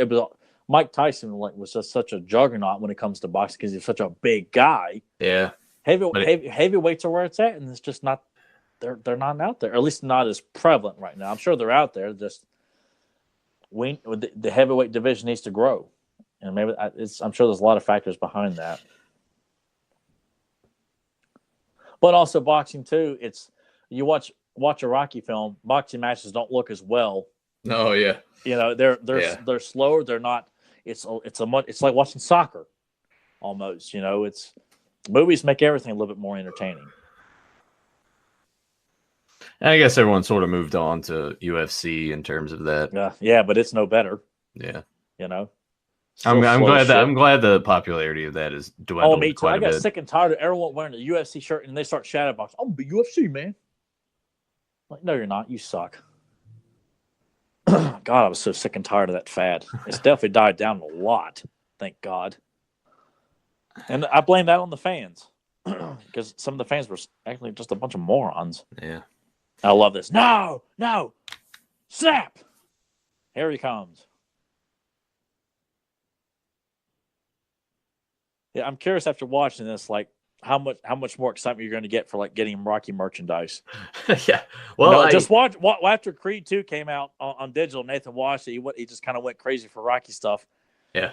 And then I'm like curious of like what else is Hey man, happen? I'm telling you, I might buy more of those Jax figures. Maybe get some of those variants.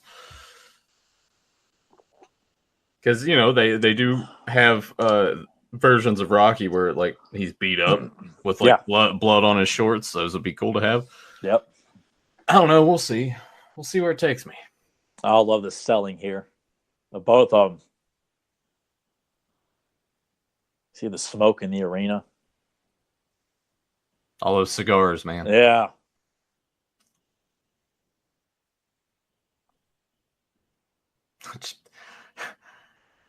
Beating the shit out of each other. Yeah. Which, even if Apollo did happen to win this, I'm like, you can't walk away from that fight, Apollo. And like, it took you every round to put this guy away. So, look, you better give him respect after this. Of course, that's not the case, but yeah. And of course, this is I swear, and I would even like test myself. I'm like, am I gonna cry? Am I gonna cry? And sure enough, it was just like, flip the switch. Here comes like, I don't believe it. I anticipate this. Am I gonna cry? And I still end up crying.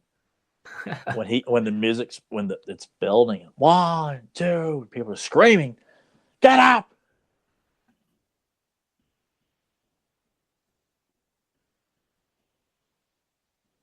Oh, man. And this works because the first film was a draw. Yeah. So to see this for the first time, you do go in thinking like, I don't know, man. I don't know. See, I'm getting chills. I can't hear a damn thing. I know what's happening. I just.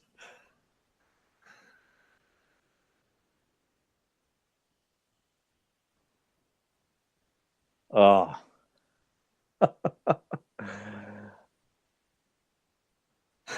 I got water in my eyes, son of a bitch. I do. I couldn't hear anything. Yeah.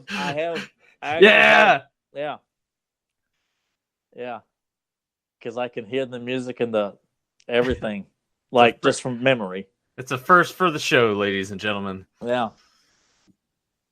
It's guaranteed, no matter what. I really think I would, but it's very mild, but I do have it. Yeah.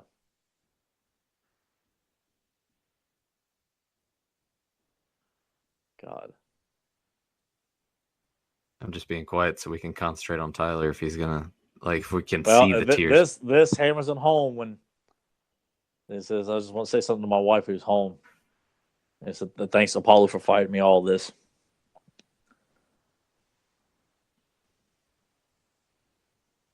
I love you too.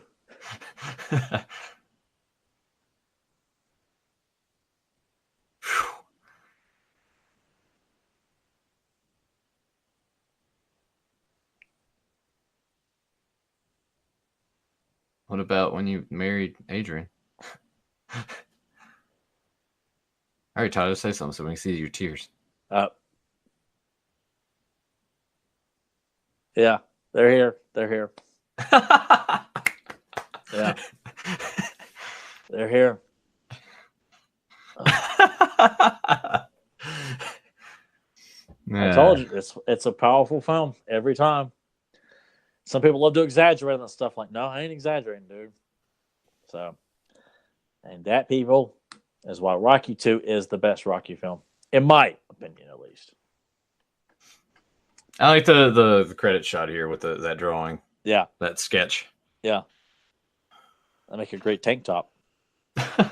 Well, I think that image is on the Stallone store. Let's see. You all right? Yeah, I'm good. It doesn't bring me down. It's just like, oh yeah, it's happy tears. Yeah, happy tears. Not like watching Fried Green Tomatoes. Like, oh God, man, this movie's so sad. And Edward Scissorhands, I will never watch that movie again. It's too sad. Yeah, they have that image on a shirt. I don't see it on a tank top, but they do have it on a T-shirt. Ah, brilliant. They even got the Win Rocky Win shirt. Yeah, which I have seen that, but I was like, I'm not buying that for a T-shirt. I want a tank top because he wears it as a cutoff shirt in the movie. They actually do have a cool Rocky Balboa's Punch Out and they have it in the style of Punch Out. Oh, cool. Yeah. That's awesome. Yeah. Yeah, there's lots of good stuff on here. But, yeah. Like some stuff. I'll have to send you the link to that. Yes, please do. All right, well, thank you guys that joined us live. And if you guys catch this after the fact on Podbean or iTunes, we hope you guys enjoyed it. You guys catch it on YouTube, we hope you enjoyed it as well. Check out all the links down below. I'm still trying to get over you like tearing up a little bit. Because I'm not going to go get a paper towel or anything. I'll be honest. I think I've only seen Tyler cry once, maybe twice. It's always, you know, like, I mean, like I think of like certain movies we've seen where I'm like, I shed a few tears and like in a good way, but I'm sure I've been with you when we saw a movie or two. I'm like, I got to get this together here because I can't walk out of the theater like my eyes all red, and then Nathan would lay into me like being back in high school again. Special thanks to the City of Philadelphia, its mayor, administration, and citizens for their courteousness and cooperation during Philadelphia filming. I would dare say, if you guys enjoyed this commentary, you know, let us know if you want us to tackle more of the Rocky films. We're not doing Rocky 5, even as a joke, so don't even suggest it. Yeah, and don't try and be cute and funny with it and say, how about Rocky 5? Don't waste our time with that. But if you'd like us to cover one of the other sequels, you know, throw one out, you know, because, you know, I think one day we should do like a commentary for Creed and Creed 2. Oh, yeah, because I'm sure there won't be too many that tackle the current stuff. But, you know, yeah, I think that definitely Creed and Creed 2 and definitely Rocky 3. I think if we do another Rocky commentary that we choose, I think Rocky 3, like, to do, I think that's another one that deserves a commentary by us. Yeah. I should go to my parents' house and dig out that original Rocky 3 poster that we got at the flea market. Yeah. That'd be a good one because that's still there. I think it's actually still in that plastic and everything from the guy that we bought it from. Oh, is it? Yeah. Yeah. Man, that was a good trip getting all those posters. $5 a piece. Yeah. Something like we would hope to revisit and rekindle that magic. It was just like, no, one time only. Yeah. Yeah, he never came back. No. But you got to, like, you go to the Dublin Film Bar and get the Turtles poster and Pee-wee's Big Adventure for like what, a couple bucks a piece? Yeah, they were $1 a piece. God. Which I will take that Turtles poster and get it signed by Judith Hogue when we go see her here in a few months. I'm actually going to do a better job too at filming a better video, showing more of the convention and all that stuff. Cool. So you guys plan on that in July, four whole months from now. But we hope that you like this video. Please hit subscribe, ring the bell so you get notified when we go live for our Beyond Retro podcast, Capes and Commentaries, where Tyler and I watch some of our favorite Saturday morning cartoons, and we do a commentary for that, and we talk about a bunch of other random stuff. And when I go live for Beyond Retro Arcade, where I get drunk and play old video games very poorly. And quit. Let's move on to the next one. Yeah, no, I do that. And then Joe sits from the comfort of his home and accuses Nathan of sucking at everything. Yeah, that's pretty much how it goes. Yeah. Download us on Podbean and iTunes. And I do want to encourage those guys to listen to us in audio format. Hop on over to youtube.com/Beyond Retro Podcast. Like us on Facebook. Leave a comment down below on here. Let us know your thoughts on Rocky 2. Or if you want to rank them. Whatever you want to do. Buy Joe's t-shirts, hit him up for a custom, and check out Fans of Power, the He-Man and the Master Universe podcast, hosted by Tyler Baker, Joe Amato, and myself. You can find that at youtube.com. I almost stuttered on that one, /Fans of Power podcast. Tyler, any final thoughts before we get out of here? I know we said last week we were going to do the Batman commentary. Well, then Nathan threw out doing Rocky this week. I said, let's do that. Yeah. That is down the line. We got to see how my work schedule is going to pan out. But if Nathan has to work next weekend, we'll either do a G.I. Joe or Turtles cartoon commentary. But if he doesn't, we will tackle Batman 66. So we've already settled based on his work schedule. It's going to be one of those options. So, but but it is coming, and we apologize for people who were looking forward to it. This is what we devoted the commentary to this weekend, was just because I'm just doing 2 podcasts a week, and if we don't do capes, I'll do Beyond Retro commentary. So, yeah. But not that we have a tidal wave of people pissed off about such things. But if you were curious about it and trying to listen to things in chronological order, that's the reason why. So. Yeah. Cutting back a little bit because we needed to. Yes. It's a lot of time. But anyway, with that said, thanks again for joining us. And until then, we will see you in the future to talk about the past. Thanks again, everybody. Take care.